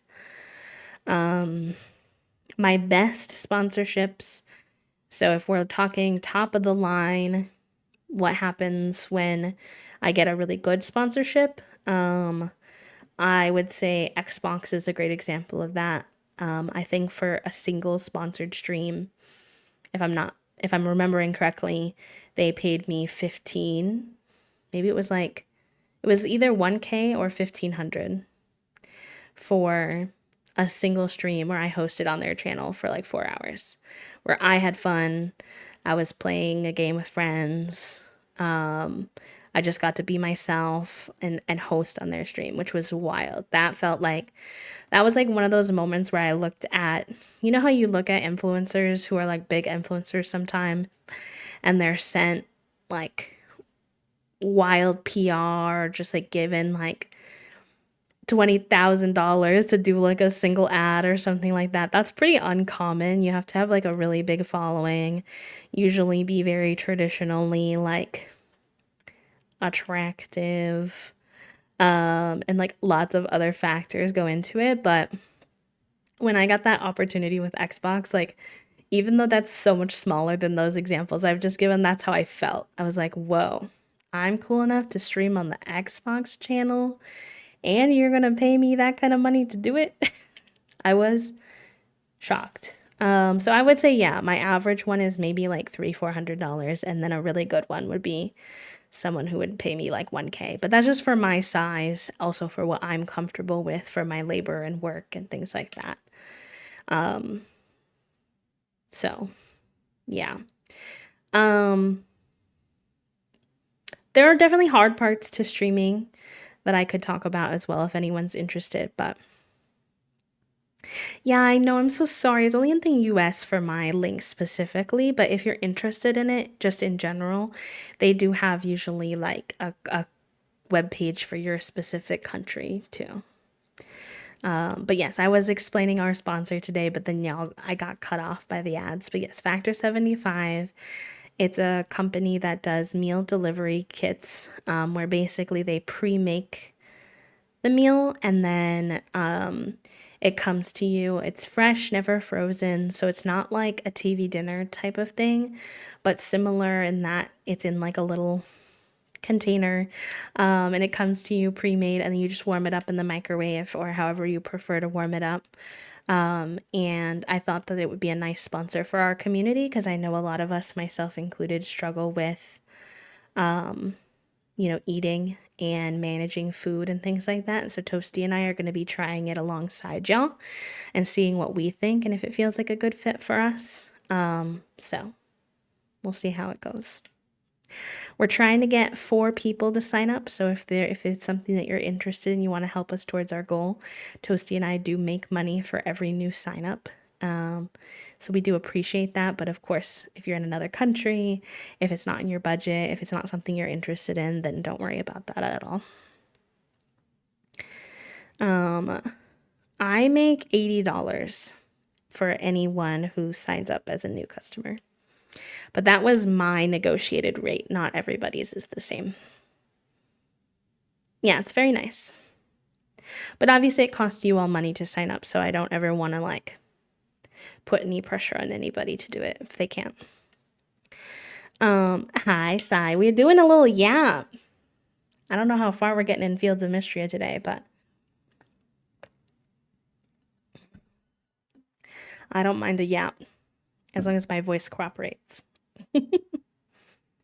My store is offline, is it? That's weird. I'll have to look into that. I haven't had anyone ask about it in a while, so maybe it was offline and I didn't notice. Eepy today. That's a very eepy day. It's like rainy and gray here today. I did not want to get up early this morning, but I had to. I tend to charge less for clients because I feel like being disabled, they're taking pity on me. And then a friend was like, nah, they should pay more because it takes you more effort. Tripled my fee and still get clients. You know what? That is a really good point though, Carol, because there can be a tendency as a small creator to really sell yourself short. We have like a content help section in the Discord, so if y'all ever need to like chat with others and try to figure out fee stuff, If you are a regular in our community and you hang out pretty frequently, I would even be willing to help you if you need to chat about like how to. There's also a lot of online resources out there. I know in the streaming sphere, something that I see a lot is like take your CCV, which is your concurrent average viewers, and multiply that by, I think, 1 per hour. So if my CCV, mine fluctuates anywhere between like 40 to 60 right now. So depending on what it is for that month, I'll multiply it. And let's say it's a 4 hour stream, 40, you do 40 times 4. And that would be like the base lowest amount that you'd want to be paid, basically. So like I'm not a math K, but let me do that. So like 40 times 4 is 160. Now, that's just like the bare minimum. So it's a good starting point to give you an idea, but you have to understand that in general, companies will negotiate with you. They have a like fixed influencer marketing budget, and they want to make the most out of that budget. Understandably, that's their job. And because of that, they're going to see how not all companies, I've had good experiences, like when I spoke about Xbox, for example, and how they just immediately offered me like a really good pay rate. Like they were very kind and clearly like wanted to pay me for my work.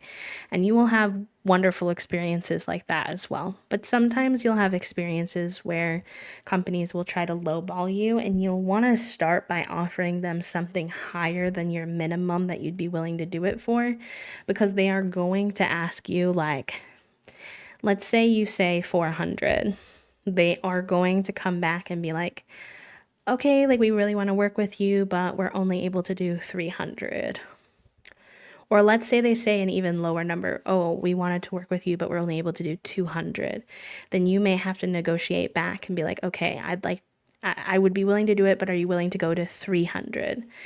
And at the end of the day, it's a really silly, goofy, really neurotypical process. Like, I don't really understand it and why we do it, when in reality, we almost always just wind up in the middle of the two things. And I'm like, could I not just offer you the middle average reasonable amount and you just say yes?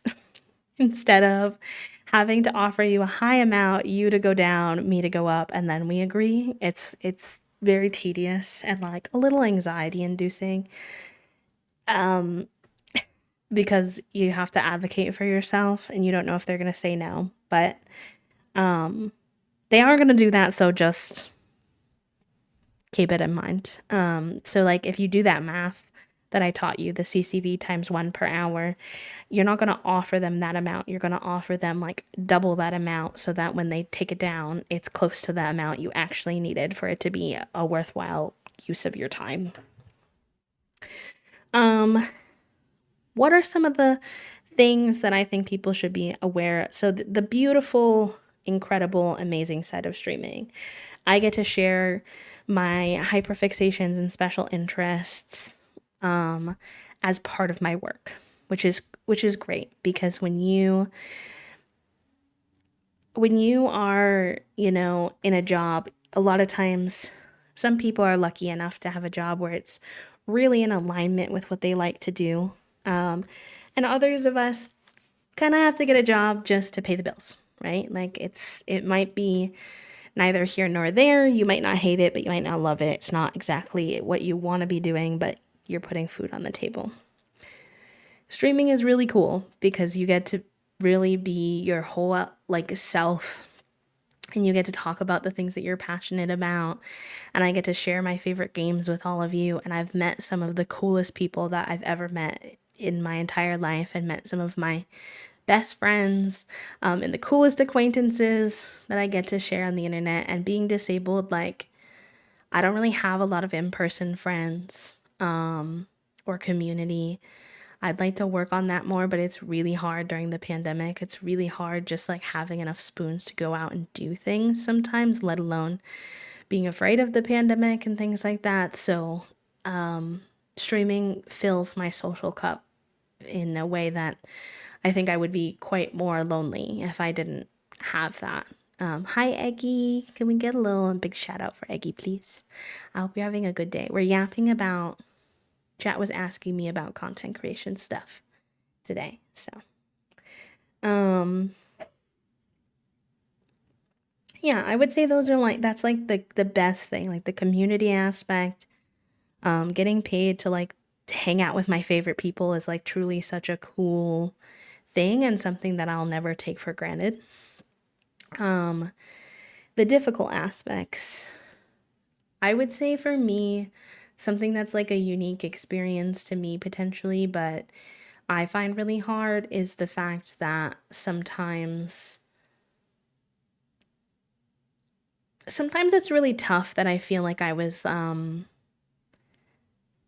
not forced, but like my body giving out on me made this full-time gig for me, took away a little bit of the spontaneity and fun that I had when it was a hobby streamer, and I had to find a way to figure out how to find that balance between now this is my job, so there's like a little bit of pressure involved with doing it right and doing it consistent enough and like showing up enough and making enough money per month and things like that that I didn't really have in the beginning of my journey. And at first I found that that really like took away from how much fun I was having, and learning to find a figure out that balance and find that middle ground where it's like it's okay to take breaks, it's okay to have fun, but also you're still trying to like, you know, treat this like a business. Like I have to still make hours and time to send emails and work on like editing content and doing things that aren't as fun as streaming is. Whereas when I was a hobby streamer, like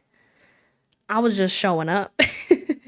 I was just having a good time. There was no pressure. I could take as much time as I wanted without thinking about it. So that can be a little challenging, finding the balance between the sort of businessy aspects and figuring out your like work life balance with that kind of thing.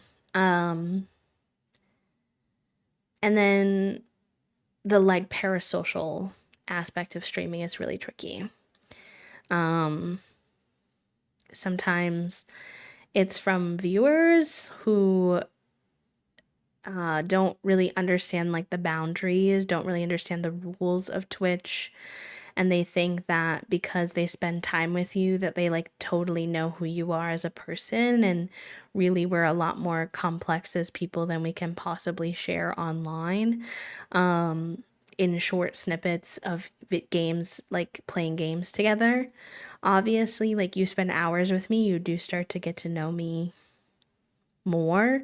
And if especially if I spend time with you outside of streams, then I like have made friends in this space. It's not to say that you never make friends, you definitely do. I've made a lot of friends, but there is just gonna, unfortunately, part of your work being on the internet is you're gonna run into weird people, and sometimes it's fun weird people. Some of my favorite community members are fun weird people. So don't get me wrong, there's nothing inherently wrong with weird, because I also think I'm a little weird sometimes, but you're gonna run into weird people who are not so fun. I've experienced, hate raids before. I've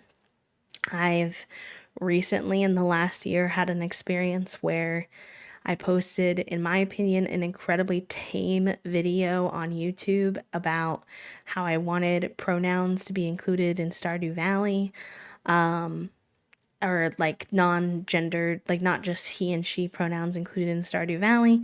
I shared a perspective on that. I said that I didn't think it was unreasonable to at Concerned Ape on social media to encourage this change and show him that we wanted it, and to sign the petition and things like that. And I really, to this day, can't tell you exactly why, but that video was seen by one wrong person, and then that person sat down and made content where they basically just made fun of me the whole time, made fun of my ideas in the video. And then when that was seen by a bunch of people, then a bunch of other terrible people on that side of the internet started doing it as well, picking apart my face, picking apart my body, picking apart my identity, using my face as their thumbnails. And I would be remiss to not admit that, like, part of the reason I chose to do VTubing was because of that experience. It wasn't the only reason, there was a lot of other factors, but I was put onto an alt-right hate account for saying that I wanted pronouns in Stardew Valley. An alt-right hate account or hate website that is known for doxing people and harassing people incessantly. I had to put cameras on my house, and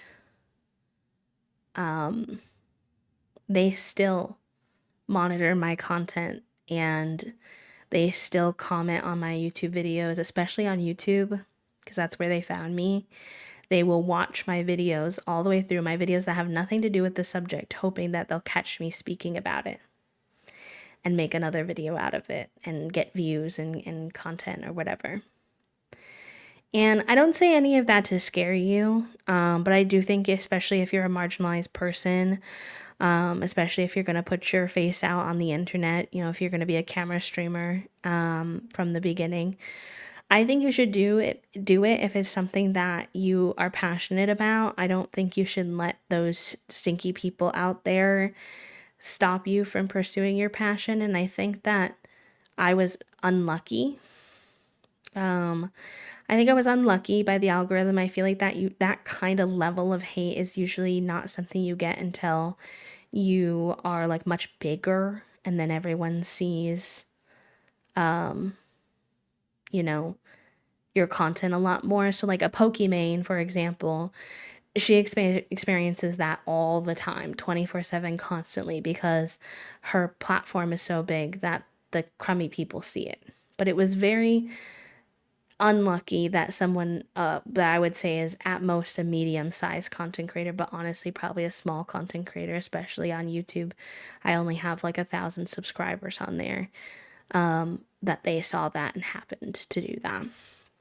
So the hard parts about streaming are definitely like relationships and parasocial connections and like hateful people. You're going to get a lot more comments about who you are as a person, and so you have to be pretty confident in yourself, and that's sometimes easier said than done. Like, I've been having a lot more of a hard time with that this year. I feel like I didn't stand up for myself in a lot of situations that I went through, both that situation and also interpersonal situations with either viewers or fellow content creators.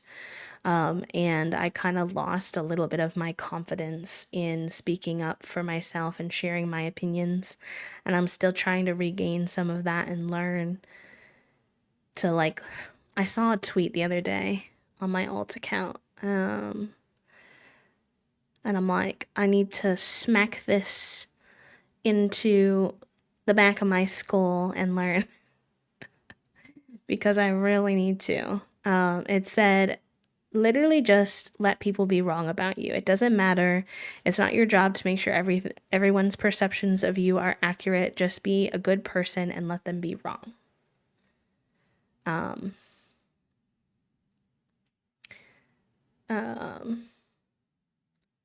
Wait, what's wrong with the? I think I missed something, Cold. Let me know what you're meaning. So yeah, like kind of learning, you have to have, I don't want to say necessarily a thick skin, because I think it's beautiful to be sensitive, and I think you can still be a sensitive person and be on the internet. I know a lot of really rad, sensitive, introverted, soft creators. You don't have to be like someone who's thick-skinned and always going to be able to like have that capacity to fight back. Like, it's okay if you're someone who's going to feel the feelings of having those experiences. But you do have to have a relatively strong sense of self. I think you have to be, you want to have a good head on your shoulders, some level of confidence in yourself, and people that you can lean on for when it gets hard. Because it's going to get hard, no matter who you are, right? Like, everybody's journey is not going to be like up, up, up, up, up, up, up, success, success, success. And streaming is similar to art, I would say, or other like artistic, creative, freelance things where sometimes you have to go through low periods and you have to figure out how to keep yourself going during those periods. And I think one of the biggest things for me with that is making sure that I'm still enjoying what I'm doing so that my basis, I try really hard to make sure that my basis for defining whether or not I feel like I'm successful at what I'm doing or a certain stream is successful to be off of more than just like analytics or money that you've made or who saw it. Like, yes, if you're an artist and you're sharing your art on social media, you want it to be seen. If you think of streaming like an art, of course, if I put the effort into promoting a stream and, you know, content creation and stuff, I want you to see it. If I make a YouTube video, I want the algorithm to show it to people. But sometimes it's just not gonna. Sometimes it's just not going to, for a number of reasons. Sometimes truly just unlucky. And you have to have enough self-confidence and joy in what you're doing that little hit isn't going to make it so that you don't want to make content ever again. Like, you do have to have some level of persistence. I would say persistence and resilience is going to be big if you want to do streaming stuff online. Hi Kenny, welcome man.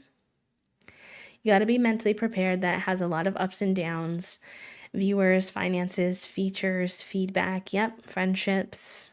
It's going to have a lot of ups and downs. I know, and the thing is that you want to be careful comparing yourself to other people per se, but I've watched other incredible creators who I admire and look up to. I've watched them have experiences where their CCV gets cut in half randomly and they didn't do anything. They didn't do anything different. They're still showing up. They're playing the same game. They're still being themselves. They're doing a good job. They're working hard. They're putting content out there. And it just happens sometimes. And I think it's really easy when you go through one of those down periods in whatever way, whether it's your mental or literal, like analytic going down or whatever, that you aren't like, what did I do wrong? I must have failed. I must have done something wrong. Aw, sigh. Sorry, I don't have my headphones on because I was getting a little headache. So I didn't see the alert. But thank you for the gifted sub to Farrell. Farrell, I hope you enjoy your B mode and your B badge and your ad reviewing for the next month. Sai, thank you so much for the gifty sub. That's so sweet. That's such a good point, Eggy. I always say I would rather be happy with one person than miserable with 100. And I think that really speaks to concepts like if someone is testing your boundaries in stream and you've explained to them what those boundaries are and they're still pushing your buttons, you don't need to keep them around just because you like want to do well at streaming. You need to curate your community. Curating your community is a really important part of streaming. It's easier said than done sometimes, at least for me, because I get nervous that I don't want to punish people for being like socially awkward. So I always try to give a lot of chances and warnings. But if someone is really grinding your gears or they're breaking the rules or they're testing your boundaries, it doesn't matter if they've gifted you subs. It doesn't matter if they've been a part of your community for a really long time.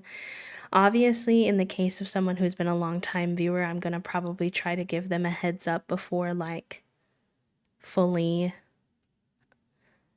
kicking them out of the community type of thing. But at the end of the day, like your comfortability and your community's comfortability is the most important. And I think speaking to Egg's point, like it would be better to have like 10 dedicated community members who make you feel safe and comfortable and you enjoy their company and you're having fun than it is to keep around those like 5 extra viewers that may boost your analytics, but they're like making you uncomfortable. They're probably making the people who you enjoy having around uncomfortable. Like, you have to, be smart about how you build a community.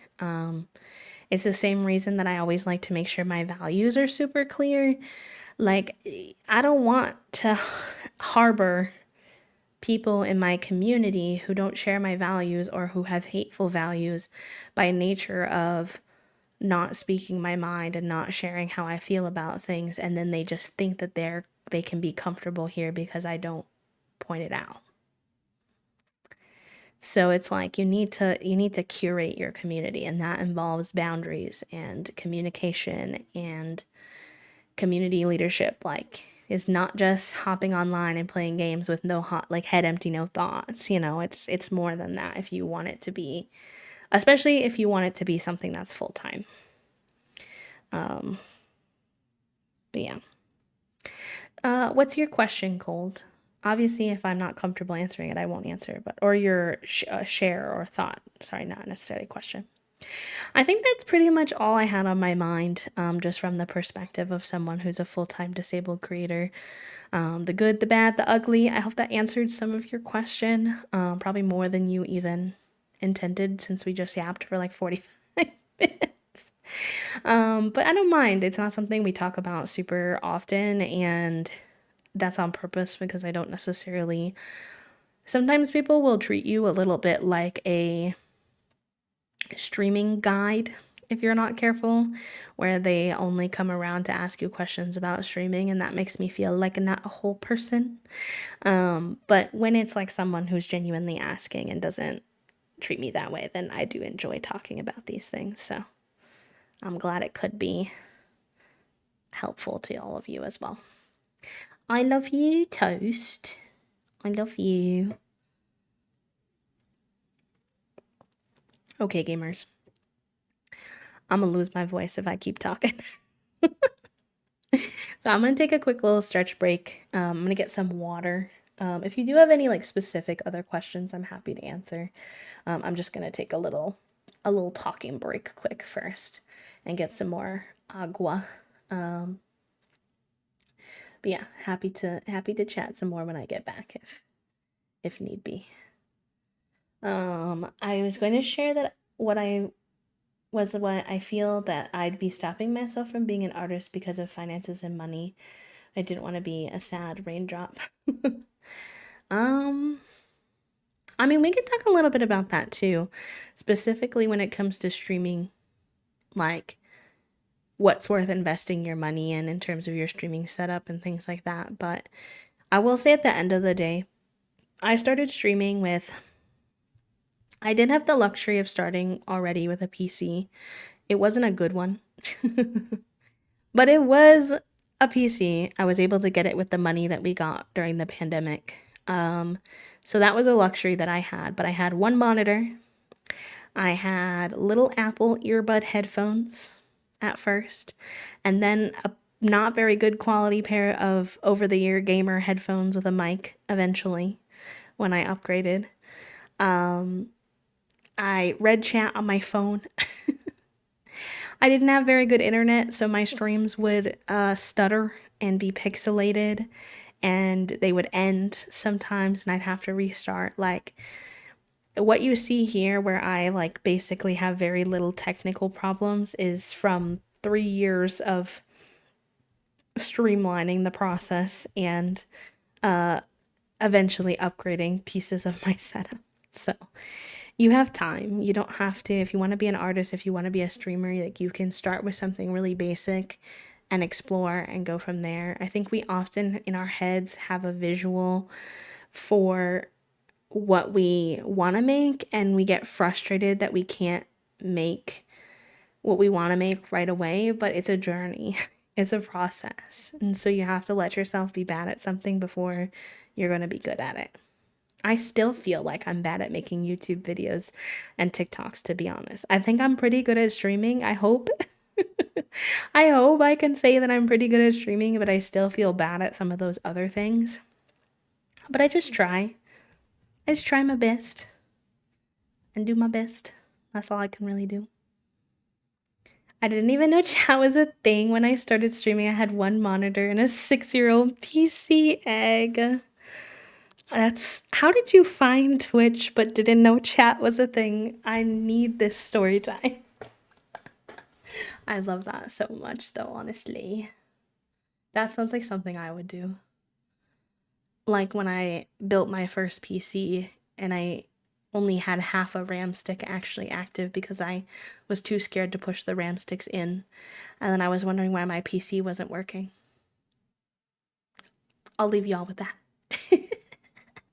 Okay, BRB.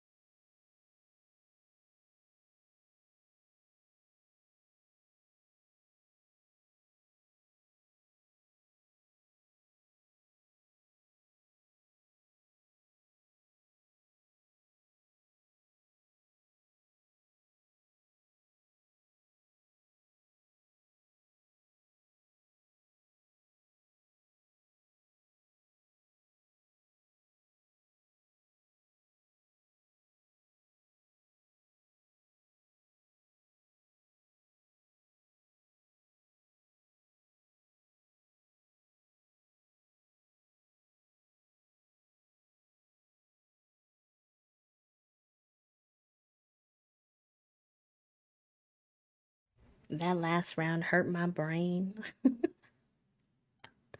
My brain was working too hard. Anyways, Emily, congratulations on first, my friend. Gabby, second, and Soup right behind in third. Behind them as well, Eli. Very good, very good.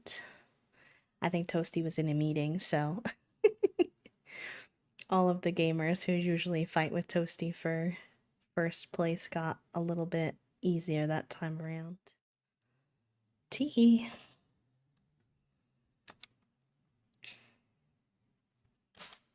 Oh yes, I was gonna look at the wings. And I was like, wait, I cannot process this information while yapping. I'm assuming those are just from smacking the ground.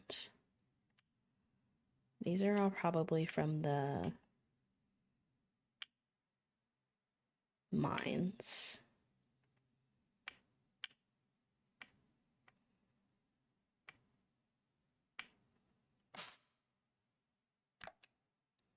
Enjoy your lurk sign, no worries. Okay, we did terrible in spring for fishing, but that's fine. We did okay in summer. We're doing good in fall. We have a pond fish left and an ocean fish. Oops. We got all the fall bugs, so that's good.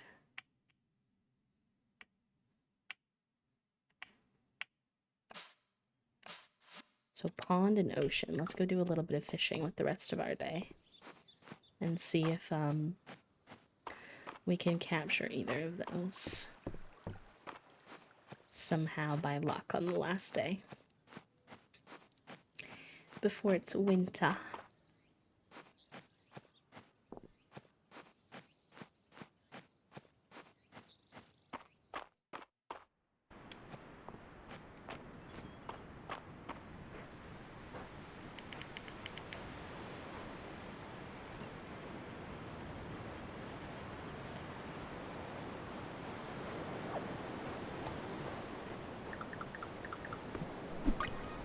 What you doing up there, buddy? Just hanging out. Alright. Hopefully we get the ocean fish we're looking for. It's like a really little skinny one that we're trying to get.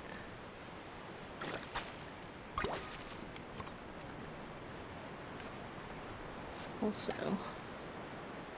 let me see one thing real quick.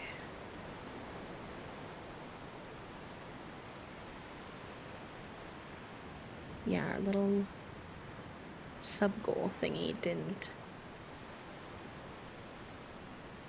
Should be 3.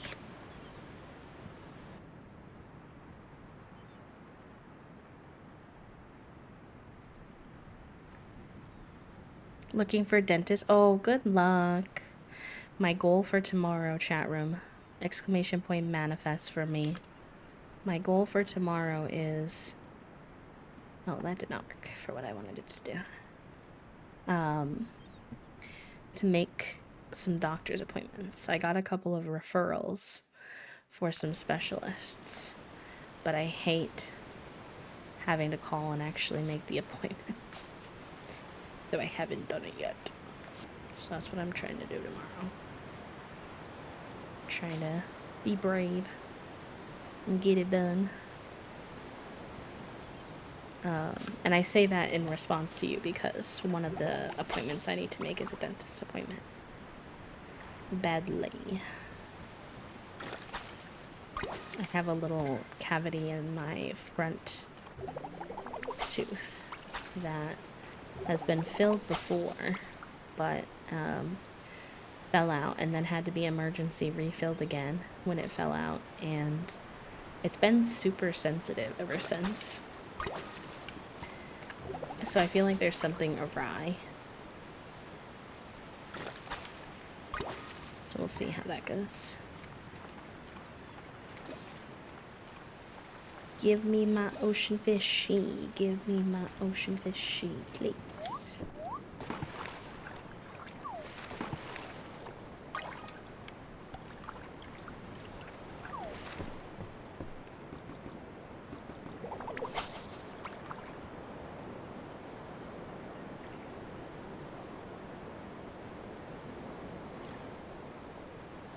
Oh my god, I get so tempted to hit it early. Oh, is my inventory full? Oh, that's not ideal. Okay. I'll throw some of this away.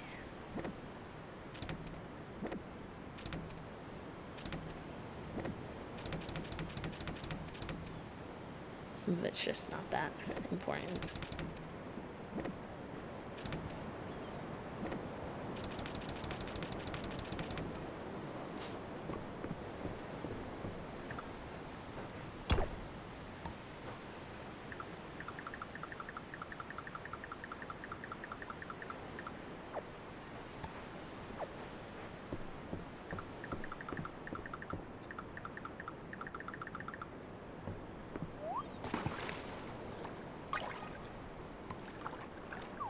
Not more fiber.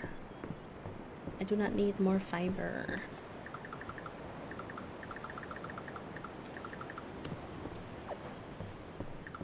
Yuck.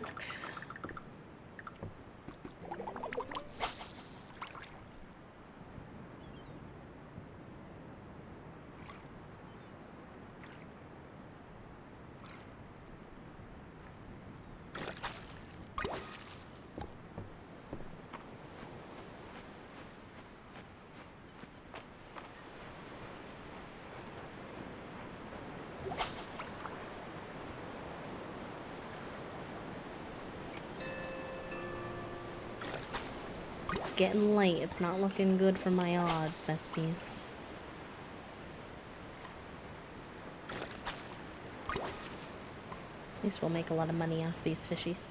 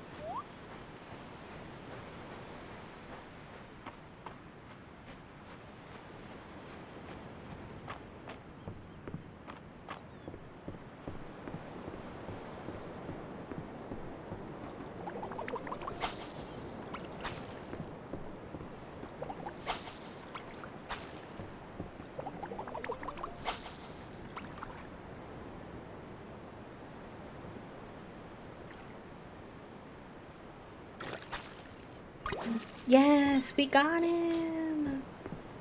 Yay! I don't think we're gonna be able to get the pond fish too, though. But I'll take it.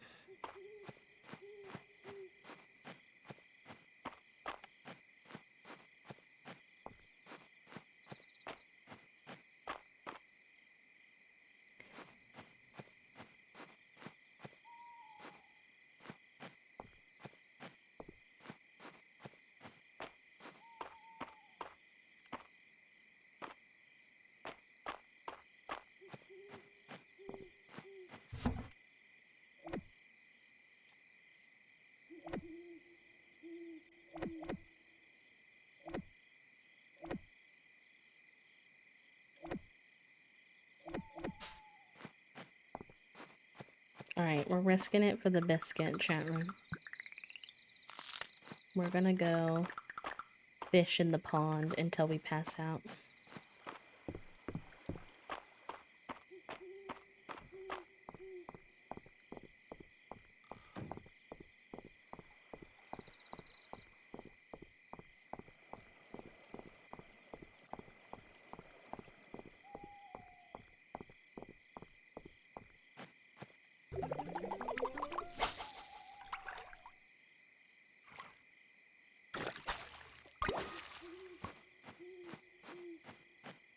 Okay, this is gonna be not worthwhile if you don't give me any fish. Where are all the fish? Oh my gosh.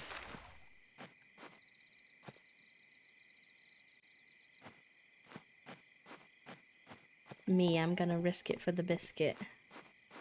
My game. No biscuit for you. Come back 1 year. Now I don't know if we're gonna make it home. We might.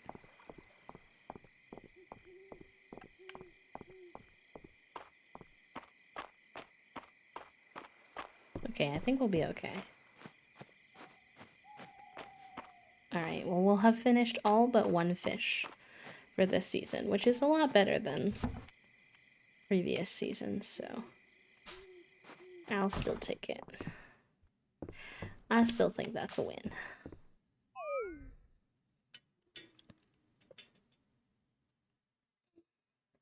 Don't forget to hydrate, gamers.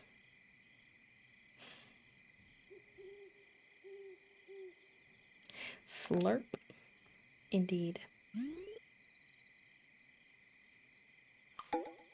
Winter.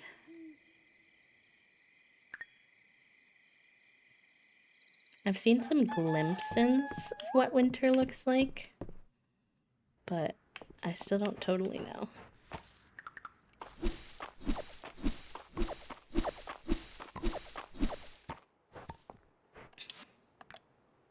Could you meet me at Hayden's farm? I have a new project for the town that I think you'll be very excited for. Yes. I am excited.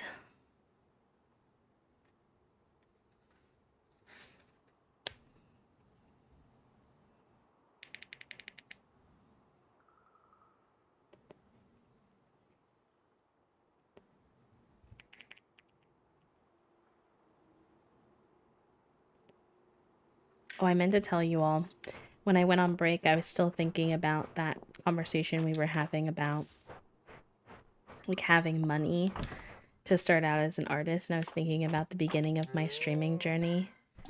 And y'all, one of my favorite silly stories to tell is for the longest time before I got my Elgato partnership, I didn't have a lot of like tech, like up-to-date tech in my setup. And one of the things that I didn't have was lighting. I didn't have any like good way to light myself. And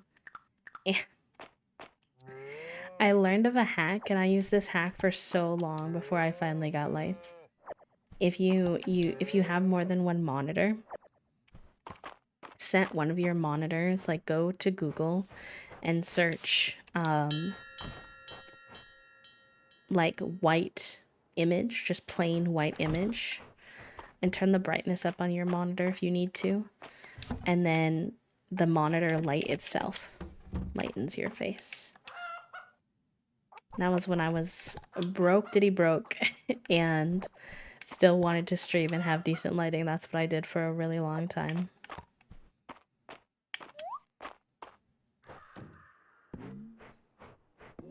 I used to use that trick for red, blue, purple lights when I was taking my emo pics.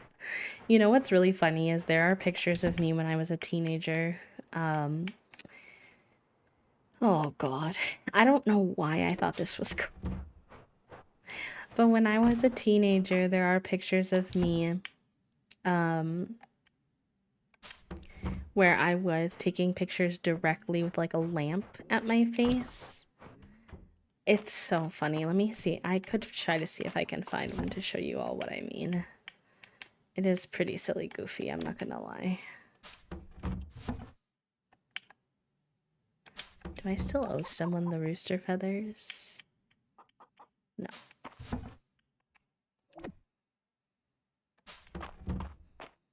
I was on a phone call with the bestie. Why does your animal have little hats? I don't know. It's just like a fun part of the game. You can buy them little hats. It's just for sillies. Nothing too serious. Okay. This here, this here, this here. Little shoes would be so cute. Although, not that I need more things to try to split my money on in this game. It's kind of hard to get money, and then you wind up spending it on silly, goofy things like hats. Okay, let me see if I can find a picture for you all.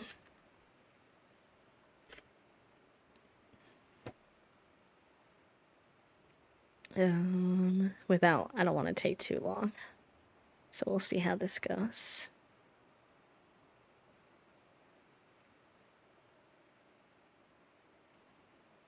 I don't know much except you can romance the dragoon. You can romance the dragon. That's true.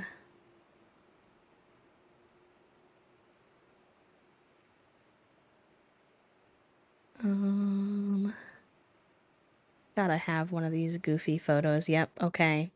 This is so embarrassing. I don't know why I'm showing you this. You have to keep in mind that this was during the era of the poof.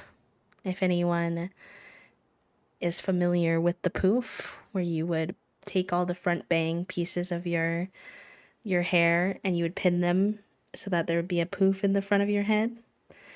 I rocked the poof for too long, and this is how I would take photos in front of the friggin' lamp light. And I thought this was so cool. I did this for like 6 months. I cannot. Hold on.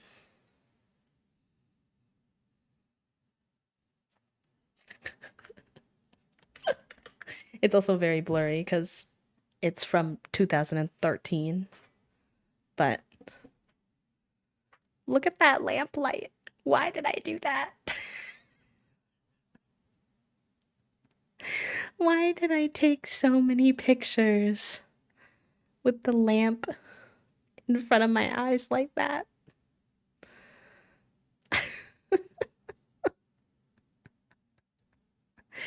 I feel like that's not even the best one, but it's the one that I found. Let me see.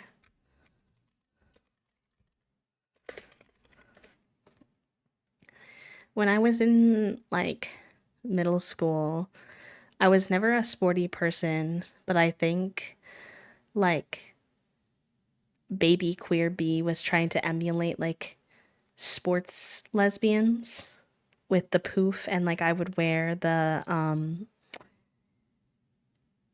pre-wrap, I think it's called.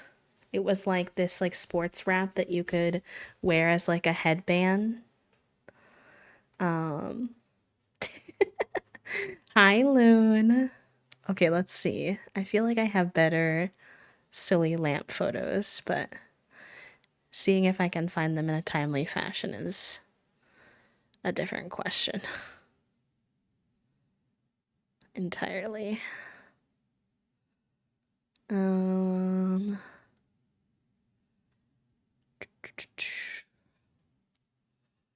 Oh my god, so many ridiculous photos. I cannot.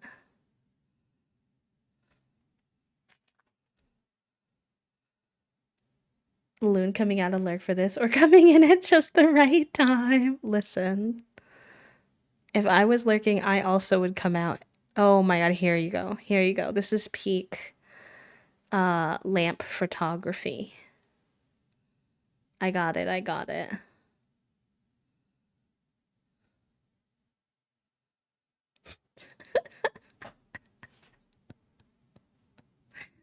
Oh no. Why? I have so many of them. Like, this was just my thing for a minute.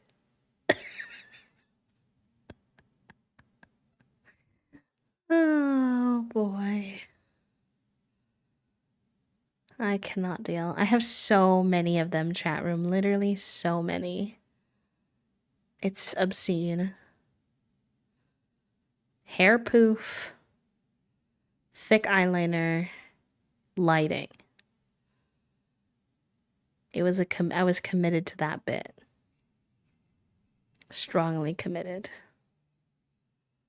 For whatever reason. That I cannot explain to you what little B was doing at the time, but we're here. Oh my god. Wait, this picture is so bad. I love seeing pictures like this and being like, oh, and you thought you weren't gay. Okay. Okay. All right. This is giving like friggin' Jojo Siwa. Like, come on. Get it together. Yeah, I actually didn't know it. I didn't like come out as queer until college. And not like cuz I was like hiding it. I just hadn't figured it out yet. There were definitely signs though. Many.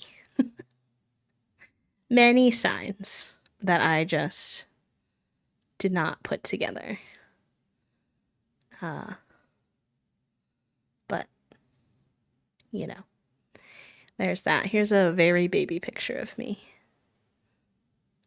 Last one. This is me when I'm much younger. Another, and you thought you were gay. Or you thought you weren't gay. Moment, in my humble opinion. Something about the extraness. Oh no, wait, I have to give you one more. One more. I'm so sorry. Y'all ready? Y'all are not ready.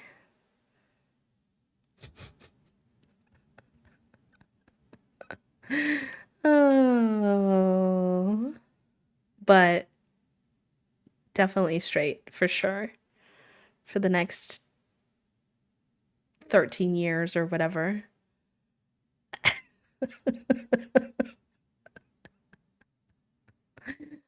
Oh boy. Anyways, that's our stroll down memory lane for today. I hope you enjoyed. The hand. Oh, yes, the duck face was big. The duck face was like the same exact era as the poof. Many, many, many of my pictures were duck face plus peace sign. Very similar to what they do in this game when you catch a fish or whatever. I'll show you if we go buy some water. Very similar energy. Little peace sign with a little, oh, tragic. They have the same haircut. Listen, sometimes you just know what you like. Honestly. Can't really blame you. Are you heading off to bed, Soup? No, wait, who was it? Oh, Eli. Eli's heading off to bed. Yes, sleepy time in Sweden. Please take care, friend. Thank you for hanging out with us. It was good to have you. He goes, peace. That's so sweet. Do you all make the hearts the Gen Z way or the OG way with your whole hand?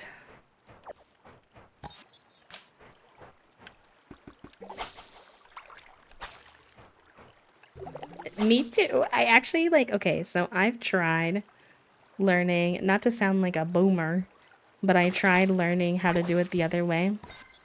And I can do it, but it makes my hand hurt, and I feel like my heart just does not look like a heart. Hi, Torchic, welcome in. I'm old and boomery. I sometimes feel like I'm like in a really weird in-between, because like I was born in 1997, not to give like age talk on Twitch, but and so it was like a weird in-between time of like when I was really little, I didn't have very much technology, but when I was in like middle school and high school, I was like the first generation to have a ton of technology.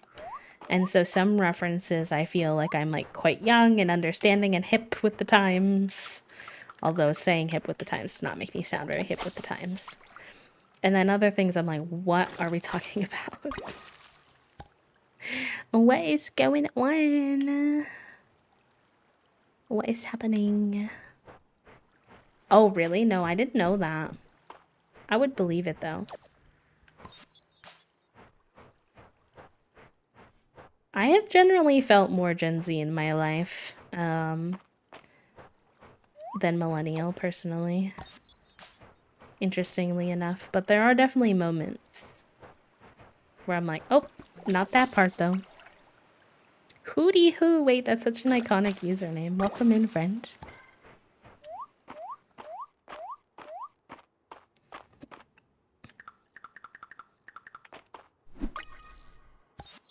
Nice. I love the beginning of a new season because you get so many new things.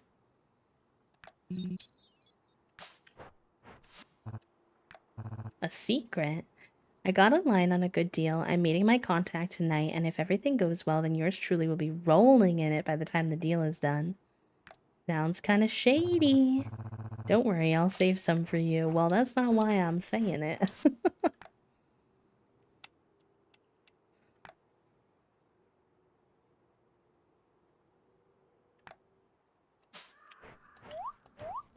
Yeah, I feel like a weird in-between mix too. Grabs Walker. Gen Z that I don't quite understand. That's okay. I try to learn. I feel that way with Gen Alpha stuff, but not so much with Gen Z stuff, usually. Oh my god, I gotta see everybody's winter outfits. Cute. So tell me what you think and be honest. It's tart and sweet, just like you, darling. I love it. I might use a little less sugar and a little more cocoa. The cherries are my favorite part. Seconds, please. Cute. I think it could be because my sister's 100% millennial and I grew up under her wing. I want to see the ironworker outfit. Yeah, he was in there. It won't let me talk to him again, though, until tomorrow. His name is March, like the month.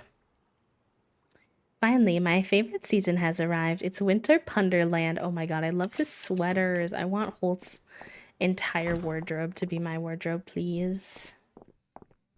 Por favor. I don't know if the earthquake dislodged something from the mechanism in the steel or if it was just luck, but I can't thank you enough. I'll let you know as soon as I'm done translating the new text. Could you imagine if it leads us to another piece of the armor? Ooh. Alright, we gotta get our seeds for this season. We actually have a decent amount of money to start off with.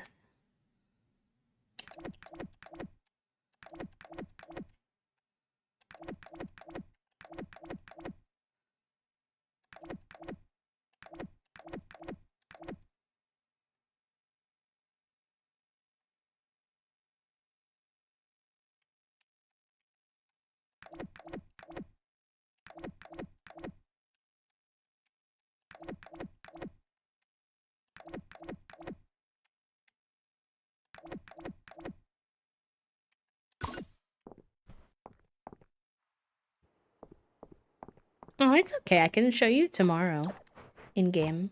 It's already 4 p.m. too, so it shouldn't take that long. No worries. What color? What do you mean, what color, Hootie?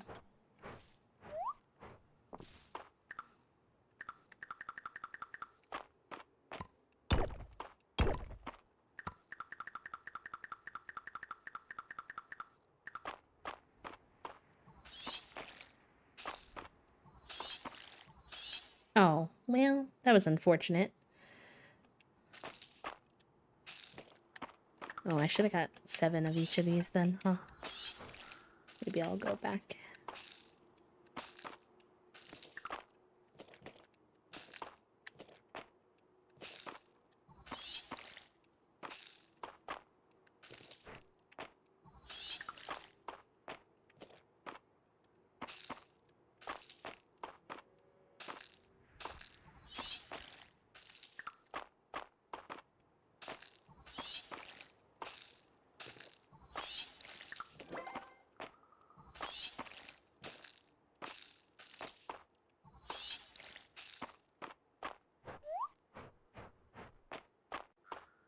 Oh, yeah, that's a good question. What color are you doing your nails, Carol? I painted my nails last night, but they're a very boring color.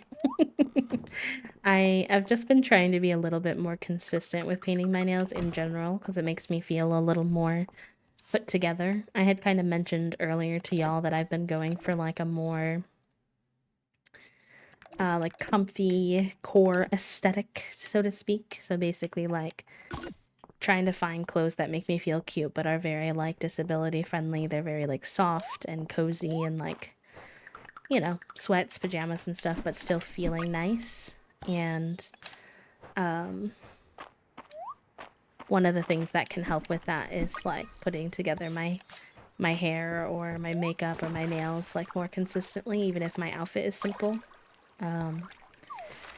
So I've been doing a good job with it, but we don't have that many nail polishes that are still in good condition. A lot of our nail polishes are dry and kinda crusty. It's been something we've been meaning to revamp, but honestly, it's been kind of hard year to find extra money to do little things like that because we honestly still don't even have our house furnished. We're still trying to get our house furnished, so that has been like a big priority so far. Heck, that's not the right one. I'm not getting any of these right. Oh well. Painful, but oh well. What are you gonna do?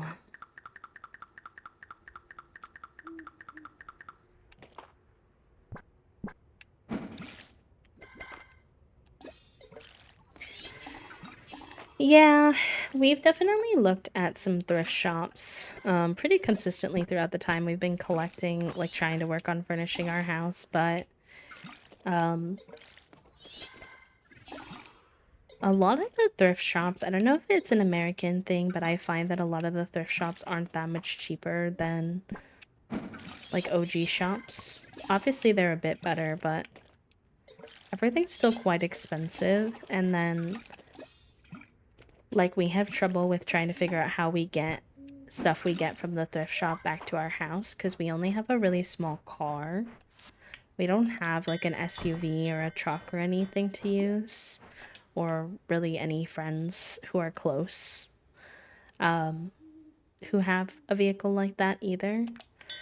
So it's been a little bit tricky. We've definitely gotten some of our stuff online though, like Facebook Marketplace or thrift stores in person and things like that. Some of what we need to do is like painting, wallpaper, like things to kind of fill in, make the space a little more lively.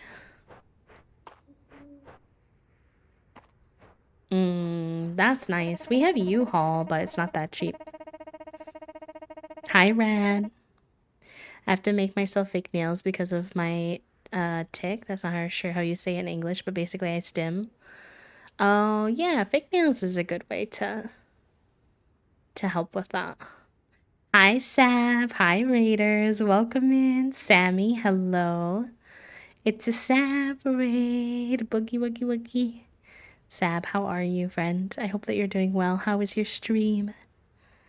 I hope you had fun. Welcome, welcome.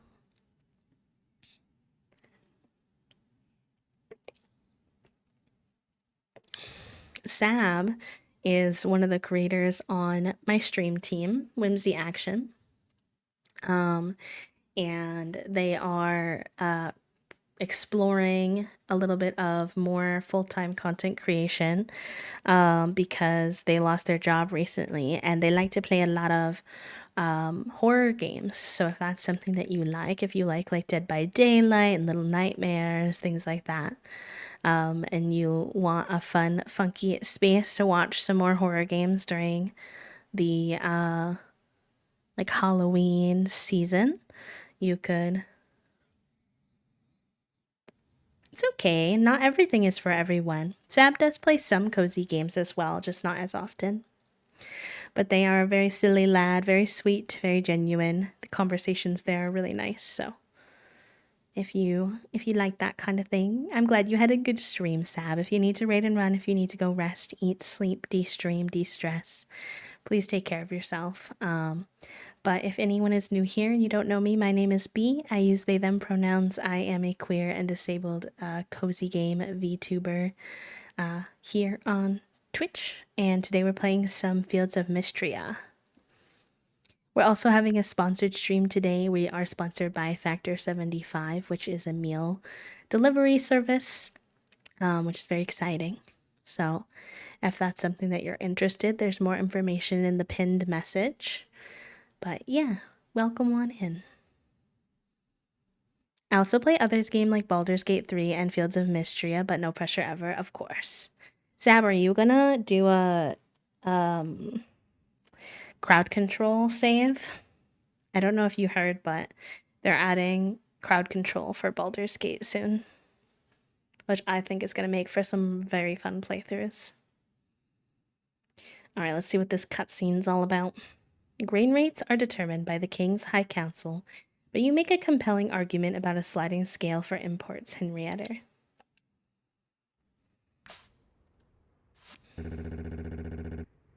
Now don't belabor the point, Henrietta. You know these things can't move quickly. Thanks for coming, Bee. I'm very excited to share my latest proposal with you two. I've been excited since I got your letter. The new general store has been the talk of the town, but I can't think of what we would do around this old farm that can match. What if you started selling new kinds of animals? Yes, please. How did you guess, Bee? Maybe I should start running my plans by you first. No one in Mistria knows more about animals than you, Hayden. Well, Bee might be a close second. Enjoy your lurk, friend. If you have any questions about the crowd control stuff, let me know. It's very fun. I've not used it for BG3, but we use it for The Sims. Aw, shucks. I don't like to brag, but I do try to do my best by them. Not sure I could fit additional livestock here, though. What if we built you a larger barn and coop? One's big enough to accommodate all kinds of new animals. Why, that'd be a dream come true. Just think of the possibilities. Sheeps, horses, heck, maybe even rabbits. All with their own valuable produce that we could turn the products in Mistria currently has to import into valuable exports. And just imagine how cute they'd all be. Don't think for a minute I'd leave you out of this, Bee. Add ducks to the list and you can count me in. I love ducks. What do you think, Henrietta? You'd need to share the coop. Oh, she said yes. Cute. It's a deal. This is no small upgrade, though, Bee. You'll need to gather 400 wood, 500 stone, 8 iron ingots, and 4,000 tesserae. I'll put the donation box next to Hayden's barn. I know this is asking a lot of both of you, but if we all work together, then Mistria's future will be even brighter. Oh my gosh, always these big quests. I'm not mad about it though. I get more animals. Easy GG, sold. And it gives me something to work on over the course of the winter, so I think that'll be good. Let me go see where we're at with those resources. I know we have plenty of stone. We definitely already have stone, like, knocked out of the park. We need wood. I bet I probably don't have that much wood. I usually don't. 165 is not bad, though. And then do I have any iron ingots? I have 1. Whoa. No, I have 3. Okay. Okay. Not terrible.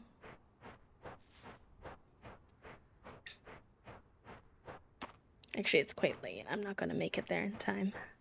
I'll just lay down for the night and then go do it in the morning.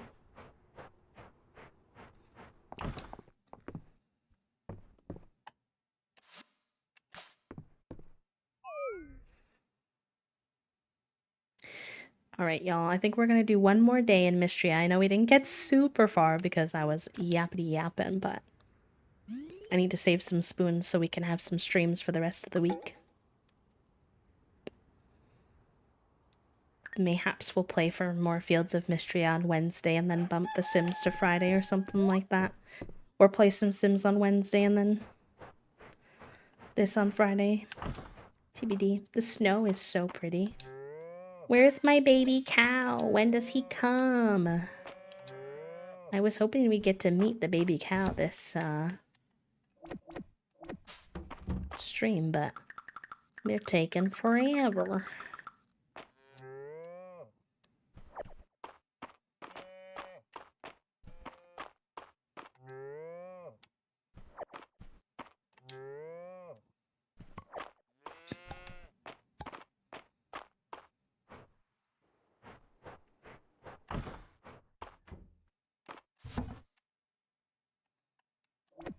Should have put the milks in the other, but it's fine.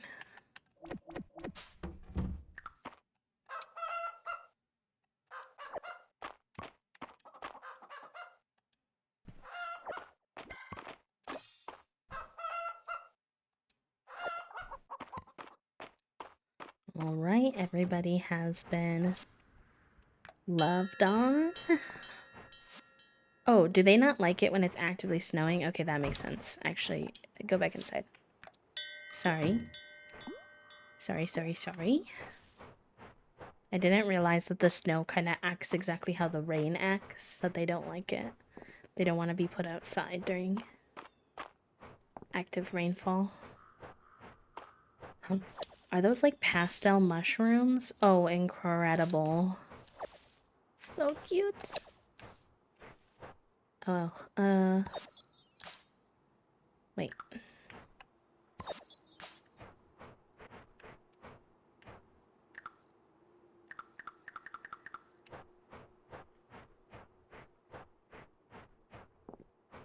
Why would you say a goofy thing? What did they say if you are able to share without exposing too much?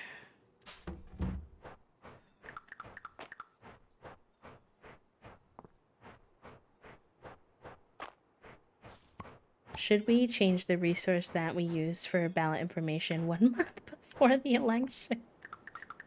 Oh. I fear that the people at your job have no sense of self-preservation, Toasty.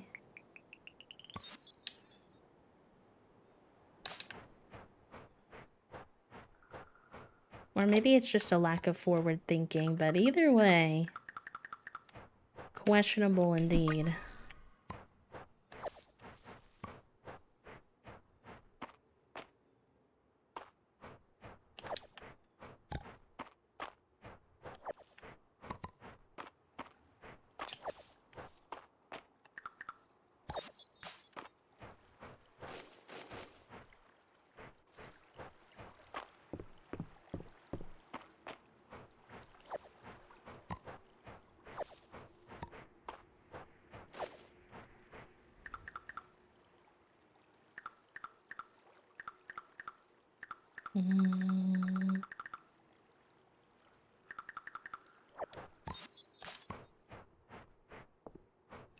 We have so many new things to turn into the museum.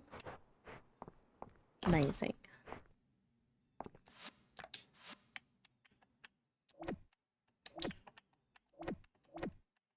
But this resource is better. I don't care.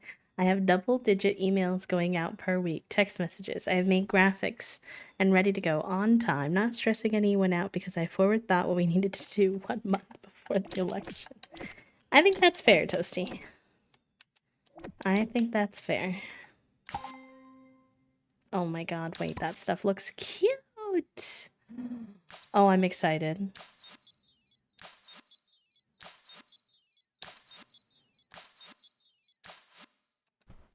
Oh my gosh. This stuff that we got looks so cute. Like a butterfly bed? Are you kidding?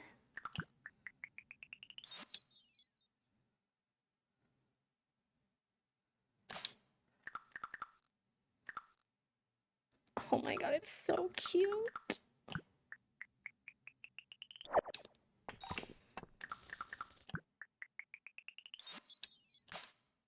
And let me see this fishing vest. That sounds so fresh. Oh, I love that.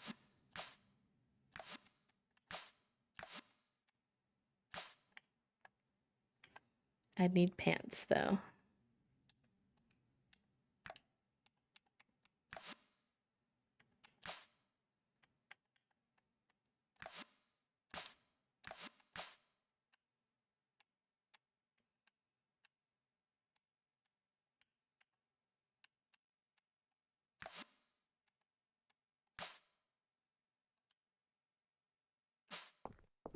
Incredible. I have a little grandpa sweater vest. Amazing. Iconic, legendary, no complaints, best day ever. I like winter and Fields of Mistria. uh.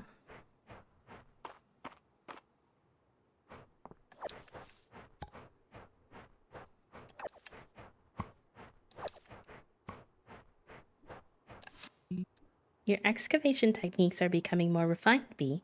I can tell by the artifacts that you're bringing in. Keep it up, and one day you'll be a master archaeologist. I'm sure of it. Thank you for the vote of confidence. Very kind. Isn't winter lovely? It's my favorite season, you know? I didn't, but I love knowing things about you. Valen is so cute. If you weren't here when I started playing Fields of Mistria early on, Valen is the person that I'm trying to romance.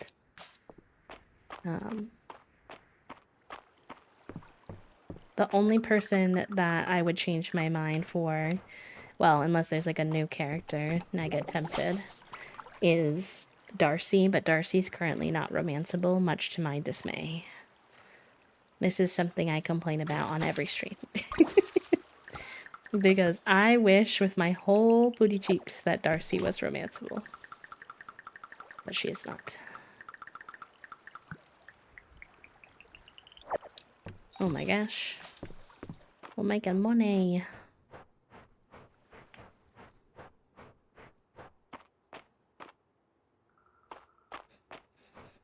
Okay. My storage things are definitely running out of space a little bit, which is a little rough around the edges, but we'll see how this goes.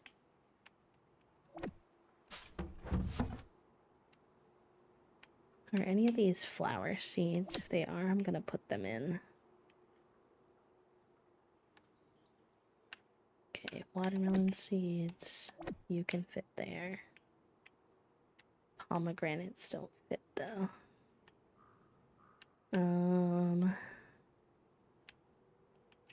Oh, those are winter, so I can plant those somewhere.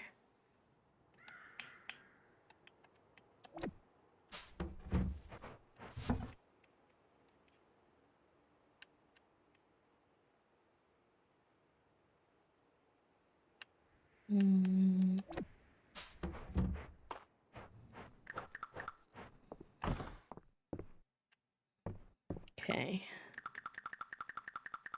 I need my butterfly bed. Please hold. I feel like this is gonna look so cute with the setup I have in here.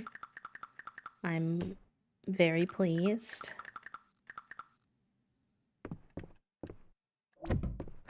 It's so cute. I feel like my window is slightly less aligned with this bed though, which... Oh, that's not what I wanted. It kind of irritates me. Things don't like perfectly line up in this game, which hurts me sometimes. But I try to just get over it. I'll really try my best to just pretend it doesn't bother me.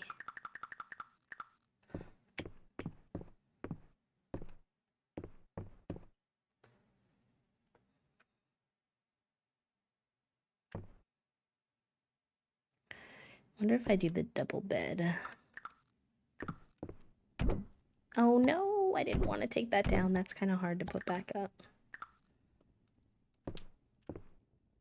There we go.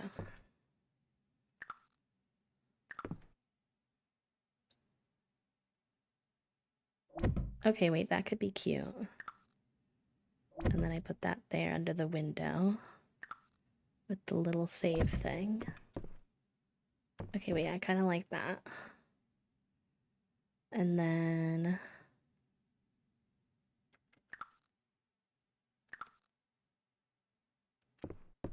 I mean, those flowers could stay there, I suppose.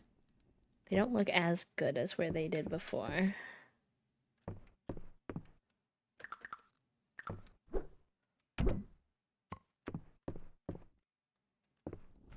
Let's try...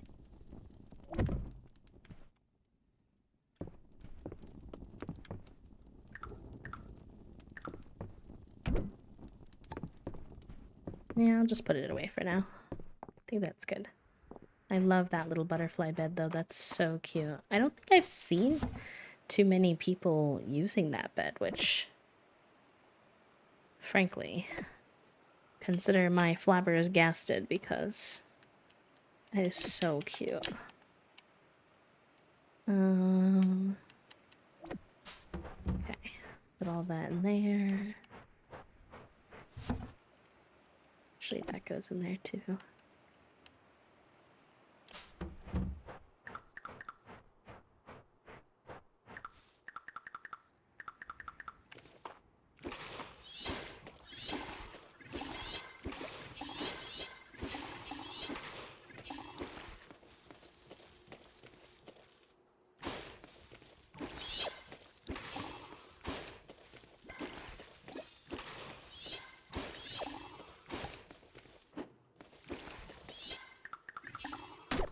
It is finally time for us to expand this, I think.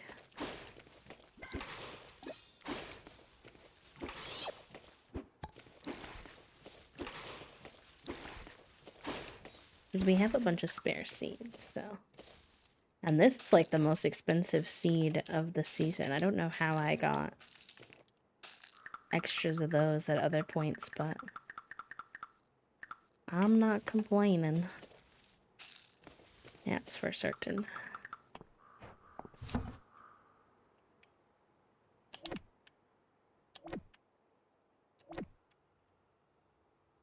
Probably keep those.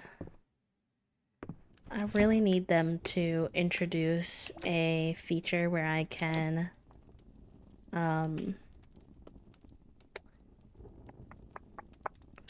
what's the word I'm thinking? Expand my storage chests. I don't want to make 8 more storage chests. Like, I have so many around my farm already. But that's the trajectory I'm headed on. Like, please. Just allow me. You know how they did Stardew? They did, like, the bigger chests? I need that in Stardew.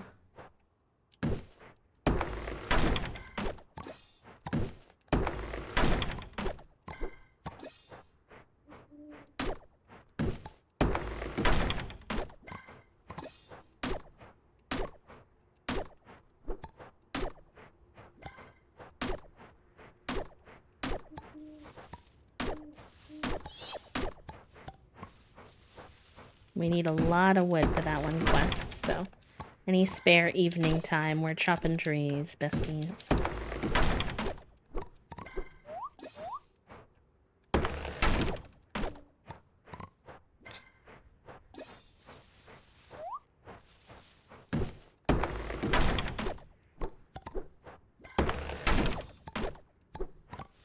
I feel like one thing that I'm already, like, feeling like I like a little better in this game compared to some other farming sims is winter still feels very lively.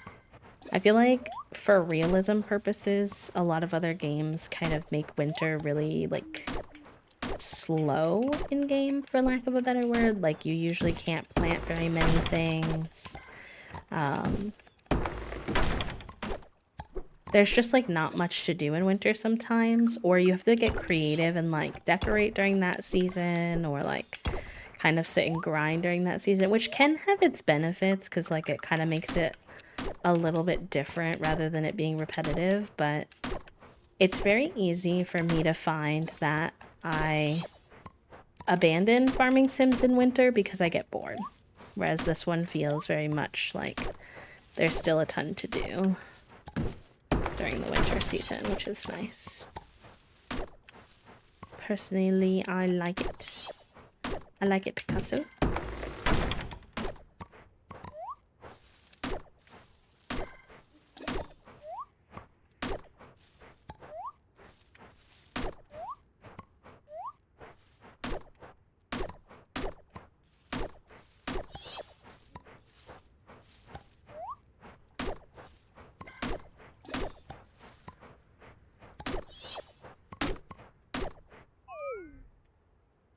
Okay, that's all my energy for today.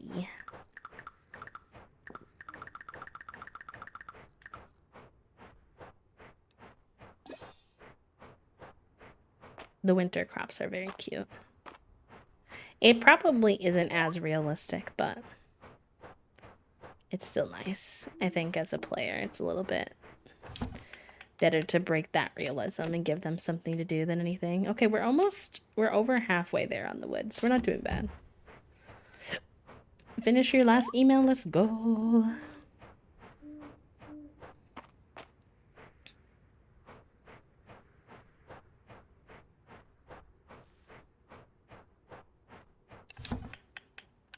I feel like the brain cell actually got you quite far today, Em. Happy to hear.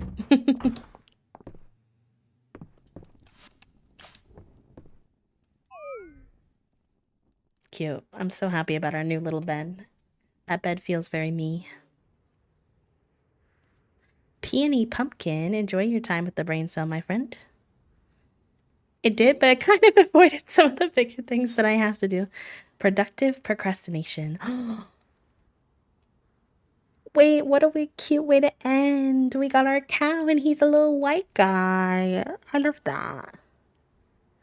I think we might have a cow called Pepper. I could be wrong, but we're gonna name him Salt. We've been going with noun names that kind of match their personality, so I think it's gonna be Salt today. Pancake was a very cute randomly generated name too, though. We might have to have a different animal be Pancake. Okay, before I close, I have to go see Salt.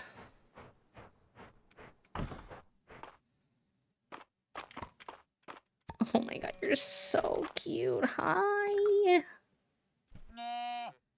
Oh my god, I love them so much.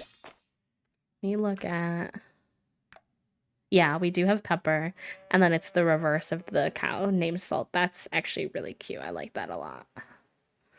I like it, Picasso. We're gonna have a lot to work on next time, though, because we need to upgrade both our barn and our coop and get the stuff for more animals, so we're gonna be busy. Aw, no worries, mi Harkula. It's good to see you. I hope that your vacation is going good, friend. I didn't know you were on vacation. That's awesome. We're actually just wrapping up stream, so it will be like a loving hi-bye.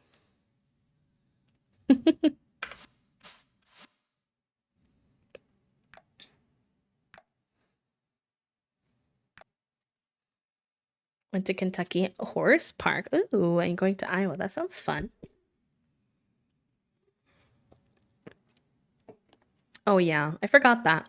It's kind of weird. I don't know if I like the fact that it doesn't get bigger. But I guess we'll have to learn to live with it. We got a community affirmation right before we squeak out. I think that would be cute.